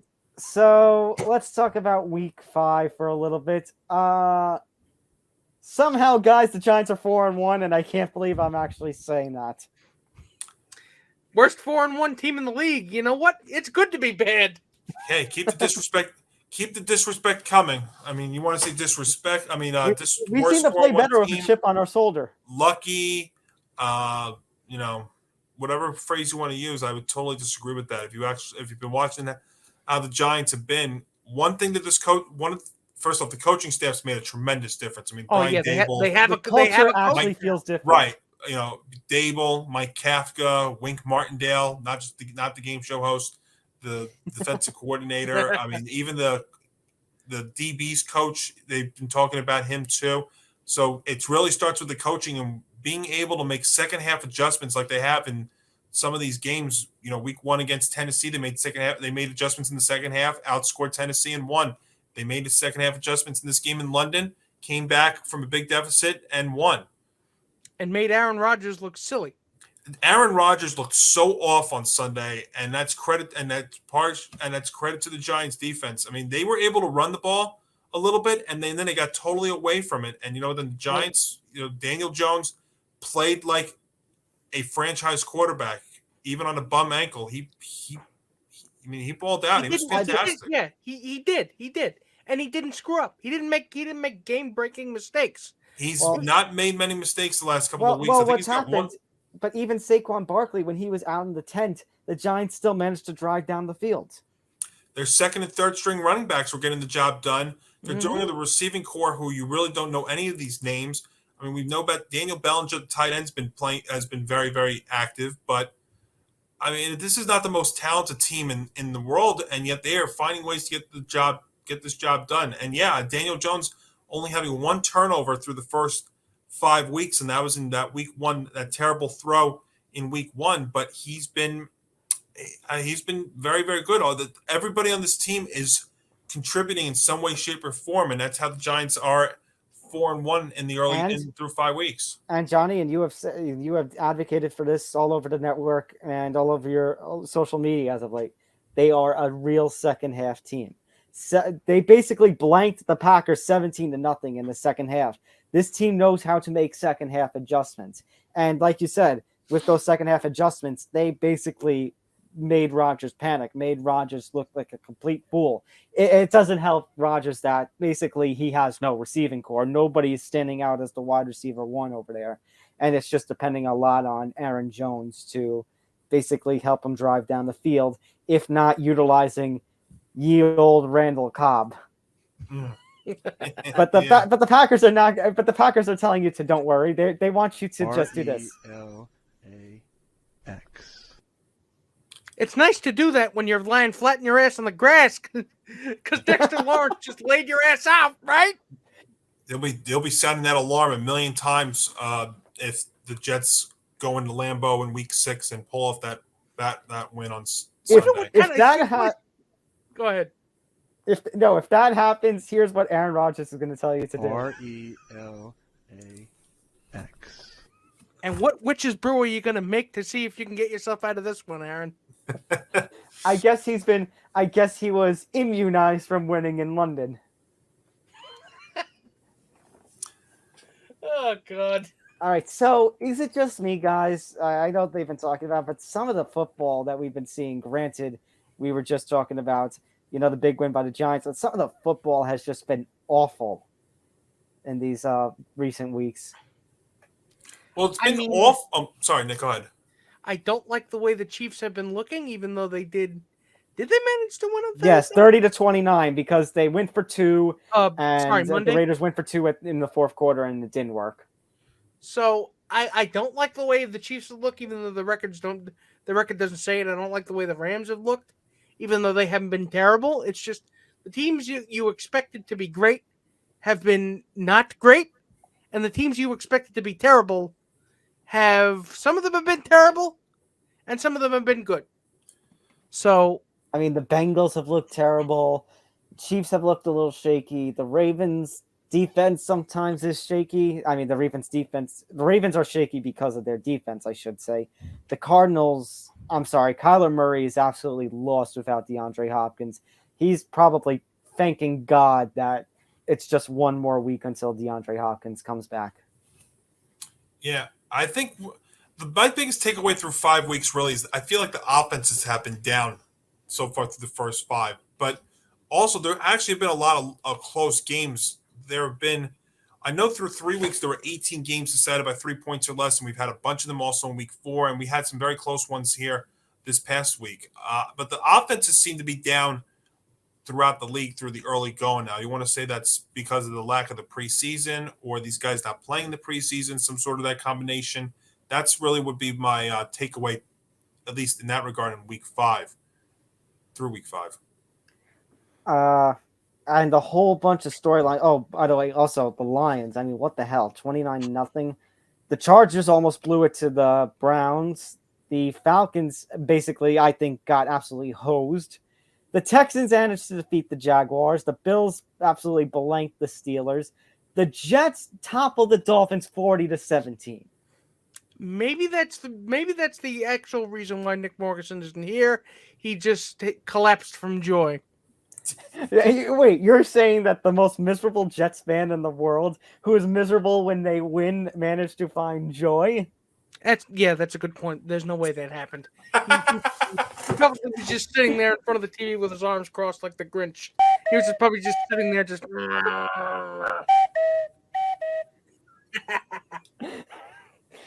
All right. But let's get into some storylines coming out of week 5. The biggest of which I think is Matt, we've already had a coaching firing. We're only 5 weeks into this season, and somebody's already been shown the door, and it's Matt Rhule of Carolina. Ladies and gentlemen, I guess the 5 to 6 year rebuild is not going the way everybody wanted. You want to know how the rebuild's going, Nick? Yeah, that kind of sums That's it the up. team going down the toilet, and that's all the money that they spent on Matt Rhule going down the toilet. I can't believe I'm sick saying this. I'm actually thankful for the 2 years we had Joe Judge, because if it wasn't for that, we'd probably be stuck with Matt Rhule as our head coach. Well, I'm sitting here with you guys right now with egg in my face because I'm somebody who took Carolina to win 8 games this year, and all I've gotten so far is Baker Mayfield looking like the worst quarterback in football, and an offense that just has not been able to get anything going, even with Christian McCaffrey back this year, the DJ Moore. And, there have been rumblings now. I mean, Baker now dealing with an ankle sprain. He's going to be out, looks like a couple of weeks is what one of the reports was saying. So, insert PJ Walker into the game Sunday against the Rams. But something to watch here with Carolina as we head towards the trade deadline, guys.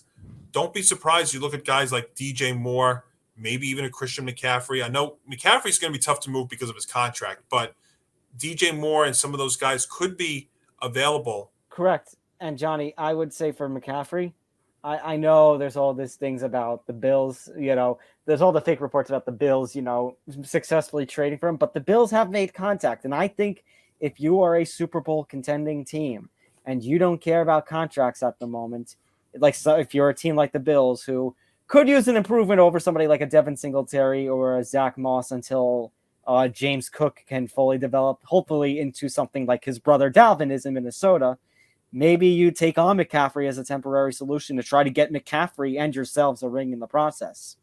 Hey, you know what? Maybe the Giants could pick Christian McCaffrey up to use him. Well, funny that you say that. There have been multiple teams. We're talking about the Giants and a bad receiving core. I mean, not bad, but, an unknown receiving core. The multiple teams have been in contact about DJ Moore and Terrace Marshall, and one of those teams and those rumors are the Giants. I mean, they definitely have the draft picks to pull it off. I wouldn't mind DJ Moore on this team. Yeah, you'd be good. I would definitely consider getting a DJ Moore in here to help this receiving core, which is really depleted right now for sure. But yeah, no, it's just it is bad down there in Carolina. Give a shout out to my mom real quick because she was watching the game on Sunday and she came up to me after the game, and one of the first things she said is, "Do you think Matt Rhule can get fired off a game like this?" And I said, "Well, I know he's been on the hot seat for quite some time now." I said, it's getting very, very hot, and lo and behold, 24 hours after this happens, that's when the news comes out about Rhule being let go. I think Matt Rhule, to be honest with you, if he's going to find another coaching job, I think he's going back to college. I think so. There'll be colleges who are going to throw money at him. 2 schools to look at: Wisconsin and Nebraska, both who fired their head coaches already this year. I didn't realize your mother was actually Adam Schefter. Yes, Mrs. Schefter. Yes. Schefter. I'm going to make a hot take here. I think I know you said Baker might be out for just a couple of weeks. I think if PJ Walker plays well enough and Baker Mayfield is not back by the trade deadline, because I totally see the Carolina selling off some parts here because they have to realize that this rebuild is not going their way. And if that's the case and he's not back by trade deadline, I think we might have seen Baker Mayfield throw his last pass as a starter in the National Football League. That's right. It's David Tepper's kid, Crazy David's Auto Show. Everything must go. That's right. Everything that ain't nailed down. Wide receivers, cornerbacks, quarterbacks, even the concession guys. It's all got to go, and I'm the man who can make you a deal. Carolina's quarterback situation very, very depleted right now. It is time. It is time to tank in Carolina. It's really bad there. I mean, think about it now. You have no Baker for a few weeks. Sam Darnold's still not close to coming back. Matt Corral, the kid they drafted, injured. He's not playing this season. Out for the season.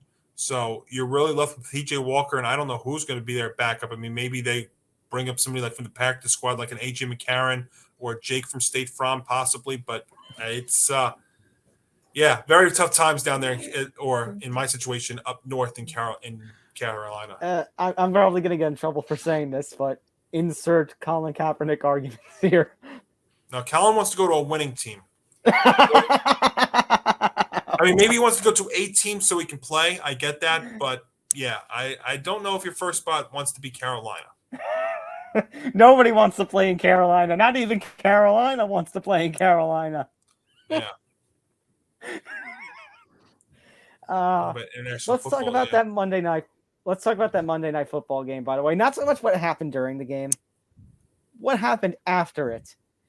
So, Davante Adams is peeved. He caught 2 touchdowns during the game, but his team loses by 1, and he's pretty PO'd. And so he's walking off, after slamming his helmet down, he's walking off the field at the end of the game, and a camera guy bumps into him, gets in his way, and what does he do? He just shoves the guy down to the ground. And that, ladies and gentlemen, is, if he was anywhere but a football field, that'd kind of be assault. Yep. Just like we were talking about with Draymond Green, because technically, actually, Nick, funny you say that, the individual, the cameraman who was shoved down, did file a police report. Now, you're right.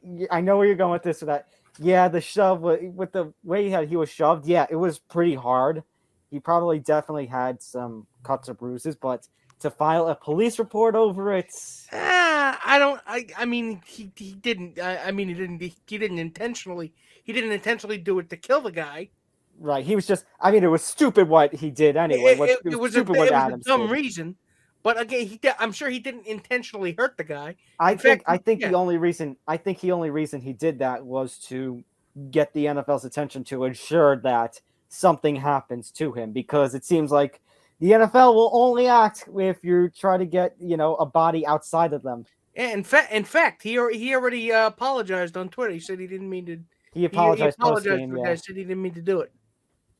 Yeah, one thing to watch with this, and Jeff Darlington from ESPN tweeted this out on Tuesday, and it's an interesting point. So he's reporting that the NFL is continuing to review Davante Adams' post-game incident for potential discipline that could include fines or suspension from sources. But he goes on to say that because the Raiders are have a bye week, that the NFL is aware they don't need to be as expeditious as normal with a decision. So there's no timetable on if a suspension or any discipline could be with Adams. I could totally see a 2-game suspension. Well, especially because there was a report filed, that could be why that does happen. Like I said, Johnny, that basically the NFL, this would be, he was doing it because the NFL is a reactive league. Not that he's trying to get law enforcement in. Yeah, you could say he's trying to get the bag, because obviously, but you could say, hey, because do you think the NFL would have swept this under the rug if it wasn't caught on camera? Oh, they absolutely could. They absolutely would have. They absolutely would have. So he's doing this to ensure that Davante Adams gets punished one way or another. But whether it was caught on tape or not, Roger Two Checks Goodell is going to return. This is pretty much, the stand. I would imagine he probably could get just fined 2 game paychecks and that's it. I'm putting this up and ahead of time. Roger Goodell strikes again. The worst sci-fi sequel you've ever seen. Yeah, seriously. Oh, brother, this guy stinks! Oh, God. One other thing we want to get to before we finally get into our picks for the week. The NFL and NFLPA have officially agreed to the concussion protocol modification. So we saw that this week, ironically, with Teddy Bridgewater, the backup quarterback for Miami. And ladies and gentlemen, that's what we call a full circle moment. It began with the Dolphins, and it ends, quote unquote, with the Dolphins. It was like the first series for Bridgewater is when this injury happened, and he was actually the crazy thing is he actually did clear the protocol and could have returned to the game if it wasn't for this new protocol that was put into effect for week 5 and going forward. I think honestly, I think like you said before, Tom. This is karma. Or I don't know whether you said it or Nick Morganson said it, but I said it's karma. It's karma. This is karma. Well, the reason I bring this up, I know this wasn't much, but it's because I think we can't talk about Week 5 without talking about a few noteworthy calls of roughing the passer that went against those who tackled Brady and Carr and Mahomes. And if you look at these tackles, basically all the tackles have something in common, which they're basically taking them down from the shoulders. They're not grabbing at the head or anything like that. And in fact, Morganson, in a previous conversation, pointed out that when Mahomes was tackled on his roughing the passer call, he had dropped the ball. So technically, he was no longer a passer. Yeah, he was no longer defenseless. So, ladies and but it's pretty obvious that this is the reason why they did what they did, because they're trying to protect their golden boys, because right, the Brady and something. Yeah. But I think this is, and you're probably going to say, this is overreaction. So they're being reactionary. Not proactionary. Reactionary, not proactionary. I would say overreactionary to what happened with Tua. Is proactionary even a word? It is now. Now it is. But Brady's been getting those kinds of calls in his entire career, so that's nothing new. I would love to hear what Clay Matthews' thoughts are, the former Packer guy who got called for more roughing the passer, blatant bad calls than anybody else I've ever seen. I think he had like 3 in like a 4 or 5 week, 6 week span. I loved how Tree tweeted out that Clay Matthews is going to get a fine for these roughing the passer calls, even though he's retired. Yeah, he's still going to get. Roger, what are you doing here? I'm finding you. I'm retired. Just gonna have a guy from FedEx just show up in his front door. Hi, you're being fined like a process server. So, according to the Associated Press, they are saying that the NFL is going to discuss these roughing the passer calls, but no change is imminent when the NFL owners meet in New York next week. Of course, because change is never imminent. Because I just hope that this does not become what like pass interference was several years ago, where they decided to actually make it challengeable and reviewable, and they're not going to review 1 year. Penalties. What's that? I said they're not going to make any penalty calls reviewable. But I hope not, because we complain about how long these games are, and you want to try and then you're going to include this as well. I mean, you're going to be talking about 3.5. Well, you already are talking about some NFL games going 3.5. You're going to start pushing the 4-hour mark too. I don't think you want to be doing that, but that would be an overreactionary tale if the NFL does go down the road. But they will be meeting, the owners will, in New York next week, and this probably will be brought up as well as the concussion protocol. I can guarantee you, if it's a 5-hour meeting, 4.5 of those hours are going to be spent on what kind of donuts they want. I mean, you know what? But the NFL did it to themselves. Well, not the NFL, but the Dolphins and the independent doctors, because I'm sorry, Tua should not have been out on that field week 4. I mean, what kind of doctors are you hiring for the protocol? Nick Riviera here? It's like, hi, everybody. I'm going to diagnose your concussion. It seems like your brain is rattling around in your brain skull. I'm going to shake it like an 8-ball and see what happens. I diagnose you with death. I mean, again, reactionary and not proactionary. Therefore, yeah.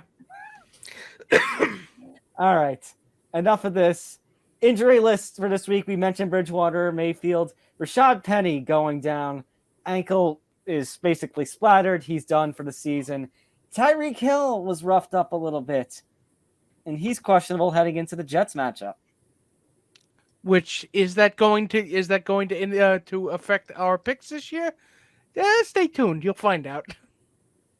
Bye weeks. Yes, our old friend, the bye week, has finally returned. The Lions, Texans, Raiders, and Titans all on the bye this week. And with the exception of maybe the Lions, these are all teams in which no big loss. It's sad to say with the Raiders, despite their acquisition of Davante Adams, that they already need this bye week because holy cow, did they just look awful. Although the Titans, you could say, have looked even worse. Except they're in a more favorable division, and they've actually shown you a little something here these last couple of weeks.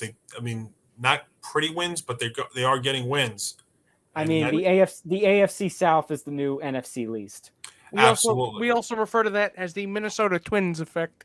Yeah, and it's also, and I think everybody's now taking a step back on the Jaguars train here for at least a couple of weeks because they lost to the Texans somehow. Congratulations, Texans! You got your first win. Enjoy a week off.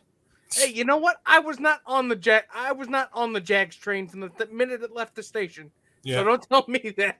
No, neither was I. I was starting to go over a little bit, and then that loss kind of re-soured me. No, it was like the only place this train is going is over the cliff. So.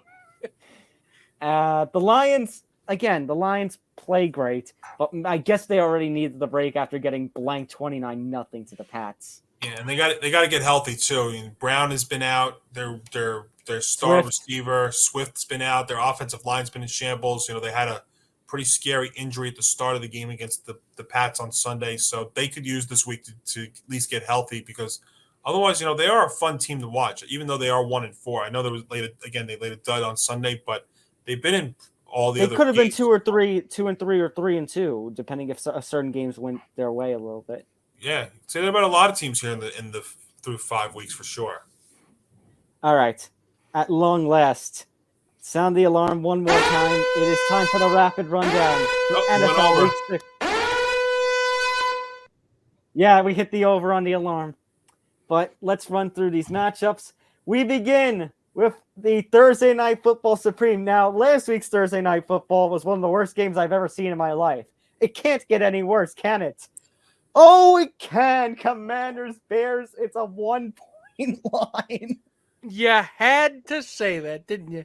And then the football gods, as if in answer, have decided to grace you with this speckled turd of a game. I'm going to go with an upset, Commanders upset, because I am not a Justin Fields fan. I think the Bears win games in spite of him and not because of him. Carson Wentz is not Oh, he's not the Carson Wentz of old, but Carson Wentz is still at least for one quarter of a game. I disagree. I'm taking the money here. Oh, okay. So I guess I'm gonna have to break the tie early on. Yeah, first of all, I feel bad for all of us. I feel bad for Al Michaels, Kirk Herbstreit, and Kaylee Hartsock have to make the call in the NFL on the Prime Video. Another sucky week for them. Yeah. Al Michaels just sounded like he wanted to go home. Kirk too. I mean, wait, I come do this big package for this, and at least, Kirk Herbstreit's got college football on Saturday, and he's got an unbelievable slate of action happening on Saturday this week. As far as this game goes, look, I think it's now or never for the Commanders. I think another name you're going to see on the head coaching front that could be let go here, especially if they lay a dud here, is Ron Rivera. And it's crazy to think that I still trust Kirk Cousins enough. I mean, he did throw for 350-plus yards on Sunday. Justin Fields can't throw for 350. I don't know if the Bears' offense can score 300, can have a total of 350 yards. I'm going to take the more explosive team and take and I say this hesitancy, I'm going to take the Commanders to win this game, and it'll be a little bit more than 12-9. But I'll take Washington to start. I was going to say, can you say that with a straight face? Commanders an explosive offense. Well, I mean, little bit more. Implosive is a kind of chemical reaction. Yeah. Very, very hesitant in saying this, but I'm going to take the Commanders +1 to start to start week 6. A wet fart is technically an explosion, so you're right. Yes. And they'll be laying a lot of those, and Ron Rivera will be fired if they lay an absolute dud here to Justin Fields on Sunday. Ron deserves better. Thursday. Happy Friday, Ron. You're fired. Which is sad because I agree. Ron does deserve better. This team is just. Yeah, and even he knows in the comments. Well, his comments that he made this after the game on Sunday, basically throwing Kirk Cousins under the bus. I mean, you don't do that, even if it's accurate or not. Rivera's gonna be gone because Wentz is still gonna be there. And Rivera's not going to have any say in all this. He's going to probably be gone if they lay a dud here It's just, really, really soon. Johnny, I agree. He shouldn't have done that, but it's also the truth. Truth does hurt. Ravens and the Giants. Ravens are a 5-point favorite at MetLife. So, you know what? They keep proving us wrong. I know the Giants are a home team. I know the Ravens defense is weak. And they do have the old Ravens defensive coordinator in Wink Martindale. So there are opportunities for the Giants to show up, but can they really do it 2 weeks in a row? I mean, I did say these 2 weeks were these 2 weeks were going to be a test. They passed one. I don't know if they can pass both. And I kind of like picking against them with the chip on the shoulder. They do play better with a chip on their shoulder, so I'll take the money. I'm gonna go. I don't like the Ravens defense. I'm gonna go on record saying that, but yeah, I don't know if you can. I don't know if you can out gunsling Lamar Jackson. So I'm gonna take the money as well. I'm gonna go halfway with you guys on this one. I think the Ravens can win this game, but I don't think they can win by more than 5. I think the Giants can keep it to within a field goal. And let's be honest, with the way the Ravens defense has been and the way the Giants have been going, who's to say the Giants don't pull this one out too? I don't know. I don't know if they're going to, but I will grab the 5 points with the Giants in this one. Yeah, believe me, I've reserved the right to be wrong. I've been eating my words with my breakfast the past couple of weeks. It could be 20. It could be something like 27, 28, 27, 24, 28, 24 Ravens. And even if that's the case, if I take the Giants, I still get a win. So I'm going to take the Giants plus 5. That's a fair point. You know what? We all did pick the Ravens, however, as the winner, so I'll still give it the cash register. Yes. You still get the cash register, Ravens. Congratulations. Jaguars and the Colts. The Colts somehow are a -2 favorite. Now, I know Jaguars were rough last week, but really, Matt Ryan, you can beat the Colts. I know they beat the Chiefs the one week, but come on, Vegas. You can beat the Colts. I'm sorry. I'm taking. I'm going upset city on this one. Jaguars. Vegas did this a lot last week. They put some very weird numbers on some of these games. And I feel like that's kind of the case here. I know the Jaguars have been able to beat the Colts a lot. It was just a couple of weeks ago they did it in Jacksonville.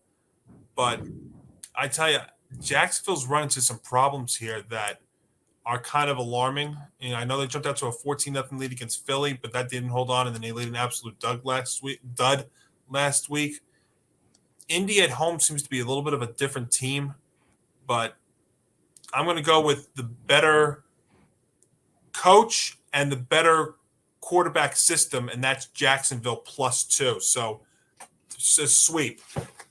Going up sweep on upset city. And upset special number 2, Jacksonville, or even 3 if you want to say it. Give me Jacksonville +2. And you know what? Since everybody all 4 of us seem to be in agreement, because I think Morganson said this as well. Yeah, he went Jaguars as well. You know what? I'm in desperate need of one of my locks to finally land. So you know what? This is my lock. This is my bench lock for the week. Jaguars over Colts, an upset.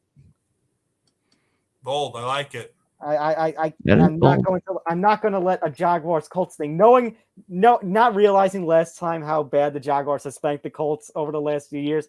I'm not letting this one get away from me. I'm going Jacksonville as my lock. We move over to Cleveland for a matchup between the Patriots and the Browns, where the Browns are a 3-point favorite. I know the Lions were wet the bed against the Pats, but you know what? The Pats defense, I'm starting to come around, not just the defense, but I'm starting to come around, Johnny, to what you said. The Pats are pretty terrible so far. And Cleveland, credits due. I don't like the offense, but Chubb is still Chubb. Hunt's been doing very well in a contract here. And the Browns defense is still one of the better defenses of the National Football League. So yeah, I'm taking the money. I'm going to take the money on this one as well. 2022, the Browns are favored over the New England Patriots. What a world, right? What bizarro world do we live in? 2022, in a nutshell, right there. The Browns, look, guys, you could make the case, if you look at their games, could easily be at least 4-1, if not 5-0. And their ground game has been so successful, and their defense is so stifling. I think that's really helped Jacoby Brissett out a lot. I think that continues in this one. I know the Patriots defense has been stifling these last couple of weeks, but I don't like the Pats at all, and I'm going to take the money here and go for a sweep. Give me the Browns laying the 3. So we're okay. So sorry about that. So we're all Okay. saying take the money on this one. Yes. Take the money. All right. So we go now to the Bengals and the Saints, where the Bengals are only a 1.5 point favorites against the Saints. Now, I know the Saints beat the Seahawks last week. I know it was a shootout. I know their offense actually looked alive last week under Andy Dalton. But I don't know. 1 week is 1 week. And the defense still let up a lot of points that I think hopefully Joe Burrow can take advantage of. If the Bengals can't beat the Saints, then this season is pretty much over for Cincinnati. So I'll take the money, but I'm being very cautious on this one. I would stay away from this game for a bet.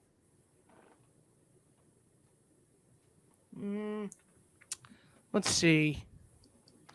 Yeah, I'm disrespecting the Bengals. I'm taking the Saints. All right, Johnny. Bengals have been in close games throughout. Even in some of their losses, it's been very, very close. They are very desperate in this spot, I believe. And I know the Saints have had some life here with Andy Dalton under center. I'm assuming he's going to stand there. Mm-hmm. But, Tom, I'm not disrespecting the Bengals. Don't disrespect the Bengals. I mean, I took them plus the points last Sunday. They did win me that, even though they didn't win the game. I'm going to ride with them here because they're really desperate. I'm taking Cincinnati laying the 1.5. Take the money. And Morganson, by the way, is also going with the Bengals. So you know what? That's 3-1. That's a take the money. All right. Buccaneers 8.5 point favorites against the Steelers. I know they're in Pittsburgh, but I know the Buccaneers are far from what the Bills were, but I'm sorry. You can't tell me you are going to get spanked like you did against Buffalo and then ride in as an 8.5 point underdog against Brady and want to come out on top. Not happening. Take the money. I'm going Bucks. Yeah, take the money. Bucks are getting healthier at the receiving side, which helps. Their defense has actually been stifling as well. And Pittsburgh, just without TJ Watt, I just think that's a major problem. Unless some of the receivers go down, I mean, I might have a different pick on my show when we do our Football Friday picks on Friday. But as of right now, I would gamble and go with the 8.5 with Tampa Bay. So take the money, go for a clean sweep here. So with a clean sweep of take the money. There we go. That's a teeth chattering one though. Going to the 49ers and the Falcons. The 49ers are 5.5 point favorites. I should note this is Nick Morganson's lock of the week. This is his bench lock. He is locking in the 49ers. Take the money. And I'm going to second him. I'm a little concerned about this one, but I will also take the money. I will take the money as well. Yeah, if I was doing a lock, this would be maybe not my number one lock, but they would be right up there. Falcons just with no Patterson and maybe no Kyle Pitts. I just don't know how they score. San Francisco showed that they could come West Coast to East Coast, no problem. I know this is a 1 o'clock Eastern game, but, I mean, their defense, again, maybe the best in the league right now. Clean sweep. Take it. Take that money.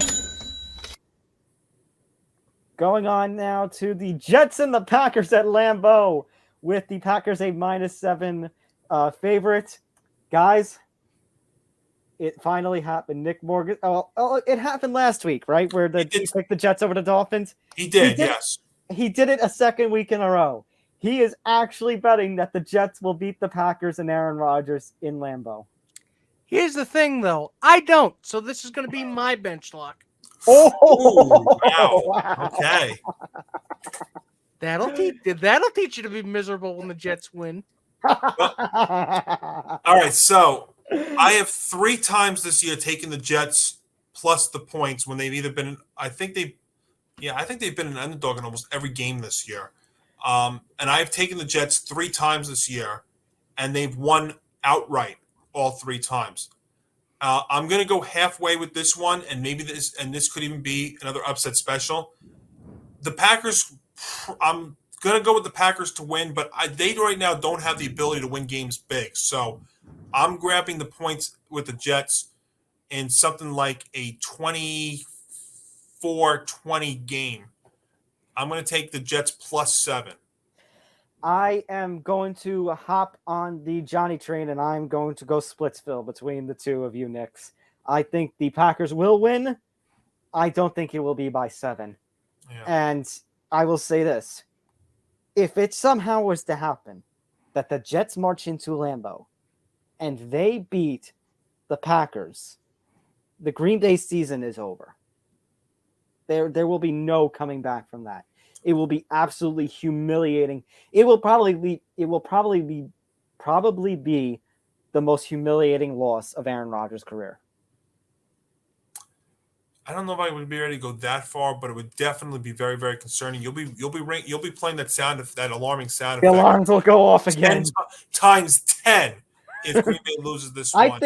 I think not to disrespect our Giants, but I think red flags should already be going off that they lost to the Giants. If you lose to the Giants and Jets in back-to-back weeks, especially, London was basically a second home for you, and you lose in your actual home to the Jets, there should be There's something wrong. There is something really wrong with this team. We will have to have a whole debate on next week's show if that happens. Ooh, does that mean I get to stage an intervention?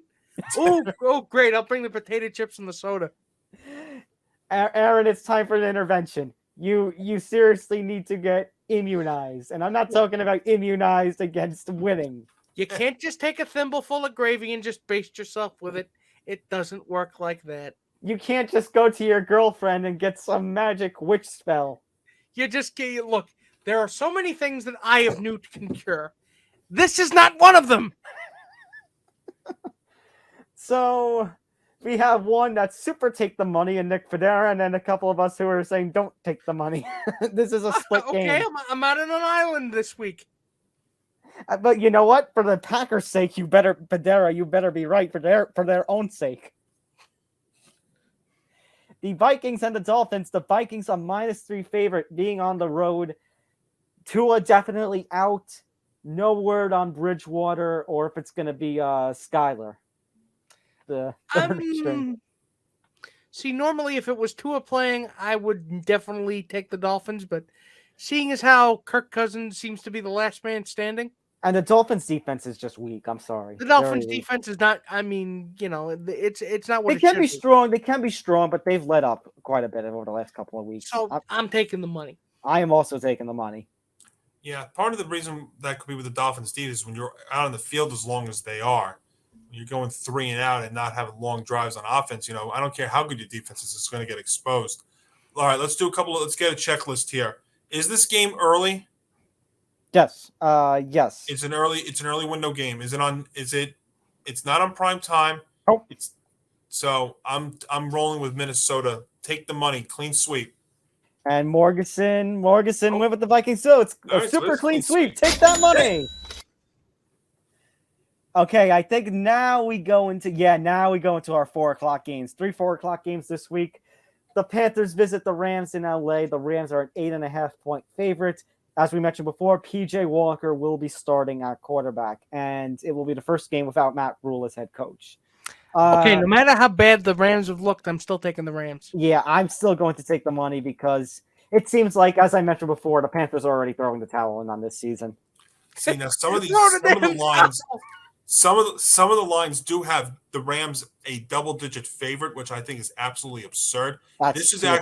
This is actually one of my strongest plays of the week. I am taking Carolina plus the points. I don't think they'll win the game, but PJ Walker and a new coach, I think, will give them life. Guys, the Rams are not good. This is a Super Bowl hangover of the nth degree with the LA Rams. There's nothing on offense. There's no Whitworth there. Matt Stafford has regressed so much. I don't know if just because he's been so rusty because he didn't play in the preseason or all. Sean McVay, they had major problems over there. It was pretty much like a Dallas Cowboy home game there at SoFi last week. So maybe they'll pull this one out, but they're not going to win by more than 9 points. I'm taking Carolina plus 8.5, and this would be one of my strongest plays of the week. You still are going Rams though, and Morgan is still going. I wouldn't even be surprised if Carolina pulls this one out just because of how bad the Rams really are. But okay. yeah, I mean, if I really wanted to go bold and go full upset special, I would. I'm going to go halfway, though. I say the Rams win by like a field goal or maybe like 5 points or so. Ooh. They're just not good enough to be favored by this much against anybody. I don't even care as bad as Carolina's been. Cardinals at the Seahawks. The Cardinals somehow go into Seattle as a 2.5-point favorite. I think this is a joke. I think Kyler Murray is counting his lucky stars that DeAndre Hopkins is back next week. I don't see with how good the Seattle offense has been. Think about this. Geno Smith is a better quarterback right now than Russell Wilson. It seems like Seattle fleeced Denver at this point, but I don't think that's an indication on Denver. I mean, on Russell Wilson. That's an indication on Mr. Hack, because Denver thought that they were going to get Aaron Rodgers, and they went, oh, we don't get Rodgers because he's staying over there. Let's get Russell Wilson instead. I know you couldn't get Aaron Rodgers, but I'd like to. Can I interest you in a slightly used Russell Wilson? So I'm going you know upset what? city. I'm going upset city too. Oof. This is one of those games. Again, Kyler Murray. First of all, Kyler Murray's got to do it all for Arizona really to have a chance. They're just trying to tread water here until DeAndre Hopkins returns. But this is one of those games that I circled on the calendar, and I said, look, Seattle may not be a great team, but they're gonna find a way to win these kind of games. We're 3 for 3 in this upset special. Seahawks plus 2.5. I think they win this game, something like 20-17. We got super upset special because Morganson is also going with the upset. Awesome. All right, guys. Game of the week, potential game of the year. The Bills will travel to Arrowhead to take on the Chiefs. We might have an AFC championship preview right here. The Bills are a 3-point favorite. I'm going to take the Bills because I don't like the way the Chiefs have looked, even though they did pull it off against the Raiders on Monday. So I do think that line is about right, because if they're going to win, they're going to win close. Yeah. The Chiefs, even as being favorites at home, when they were at home and being favored against the two AFC West teams that they played already at home this year, have not covered either of those ones. And now you're an underdog in this spot. Yeah, there's definitely a little bit of things with Kansas City that I see that I would be a little bit concerned about. I think Buffalo pulls this one out in a thriller, say 31-27. So I'm going to take the money with Buffalo. I was leaning towards taking Kansas City, but you guys are making good points. Plus, one other thing, the Bills' only loss, the only team that really has given them a lot of trouble, was Miami. And Miami is looking like a completely different team than when they faced the Bills in Week 3 for various circumstances. So, you know what? I will go with you guys. I will also go with the Bills. Let's see what Morganson does. Morganson's going Chiefs. If there was an extra half point tacked onto that, I might take KC plus 3.5. We'll see if that's the case when we do our picks for game on Friday. But as of right now, I still think Buffalo pulls this one out 31-27, a very close one. Take that money. Yep. Going to our Sunday night game of the week. It's the Cowboys and the Eagles. The Eagles are -6 favorite in Philadelphia. This one with the Giants being, they'll either be 4-2 or 5-1 by the time this game comes around. This is a matchup, as much as us Giants fans may not like watching this kind of matchup for your Sunday night, this is one to keep an eye on already at this point in the season. I would say I'm going to take the Eagles because you know what? Jalen Hurts is... Cooper Rush has played well, but Jalen Hurts has just been setting everybody on fire. So Jalen Hurts has been proving everybody right. I mean, think about it. He didn't even need A.J. Brown much in that last game, as bad as it hurt one of my fantasy teams. But Jalen Hurts has shown, he can pass. He has A.J. Brown as a weapon. And even he could pull off his little, a mini Lamar Jackson by running all over the field. He has truly developed. He is living up to the hype thus far in this NFL season. Obviously Cooper Rush has been doing well, but he's not a true starter. I know the Cowboys have a tough defense, but I think Jalen has the capability to get around all of that. So I am also going to say take the money and go with the Eagles. All right, so 3 things. Number 1, I would take I'll sign up for a 20-20 final score in this game, please. Giants fan. You write that down? Yes, so hopefully with Johnny goes the tie, yes. Yes, let's go the tie, which means that if I take Dallas, they would win, that I would win this one. Number 2, very interesting to see if Dak actually does return. If you remember there was discussion that he wasn't quite ready to return against the Rams. Maybe he's close to returning here. Maybe that could be the spot. That'd be something to watch too. Otherwise, Cooper Rush has played well enough to give the Cowboys a chance to win all these games too. I'm curious. Before I make my pick, what did Morganson take? Who did Morganson take? Yeah, let's see. Morganson, he went Eagles. Philadelphia struggled a little bit against Arizona, and you know what? Great teams don't win those. Find a way to win all these kinds of games. I got a very weird suspicion about this game. You know what? Upset special. I'm taking Dallas to win. I don't think Philadelphia is going to go 17-0, and Dallas is just going to find enough things to do to win this game. I think it's very close, but I think Dallas pulls this one out, with or without Dak. All right. And Monday Night Football this week, it's going to be the Broncos against the Chargers in LA. The Chargers are 5.5-point favorite. Why? Why must we suffer with yet another national broadcast of the Broncos? I get it. Because we all, you know what? I'm guilty of it. We all thought that with Russell Wilson, that offense was going to flourish with Javonte Williams and Melvin Gordon and Cortland Sutton, Jerry Jeudy and all of them. But now Javonte Williams is out for the year. And Nathaniel Hackett is living up to the first 4 letters of his name. I'm still taking the Chargers. I say take the money in this one. I've lost all faith in the Broncos already, especially after that horrific Thursday night game. Yeah, I feel for Buck Aikman and Salters who have to call this one on ESPN on Monday night. Broncos, not only their play on the field, but they are really banged up now injury-wise. They lost a lot of guys. They lost a couple of players just this past week for season-ending injuries. Chargers, I think, are getting healthier at the right time, and I think they – I don't know about the home field advantage because I don't know what kind of home field advantage SoFi Stadium really is, but I'm going to take the team with the better coach and the better better coach. God, Brandon Staley's not a great coach either, but I'm going to take the better team still nonetheless, and that's the LA Chargers laying the 5.5. So take the money. Take that money. At long last, this episode has finally come to an end. So I'm just going to sign out pretty quickly. I am going to make sure to plug Johnny Montalbano and Hank Dichter, 7 p.m. on Tuesdays with Game On.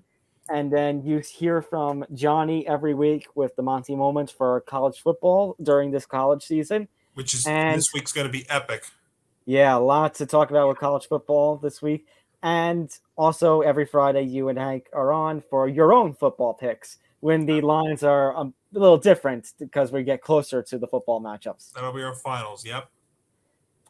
And I will say once again to make sure to hit that like button, make sure to subscribe, and ring the notification bell so you get notified about everything from Empty the Bench to Beyond the Bench, MMA Outsiders, Living Life, Fruity Cereal, Game On, and so much more. And you can follow us on Facebook, Twitter, Instagram, and TikTok, and the network itself on Twitter at ETB Network, and you can follow us at ETB Sports as well. And make sure you've been seeing scrolling across the bottom our own social media platforms. So that is going to do it for this edition of Empty the Bench. Actually, I should say, if you follow me at Tom Talk Sports 9, follow Nick at Nick Writes Words, and follow Johnny at Montalbano NY. So that'll do it for us.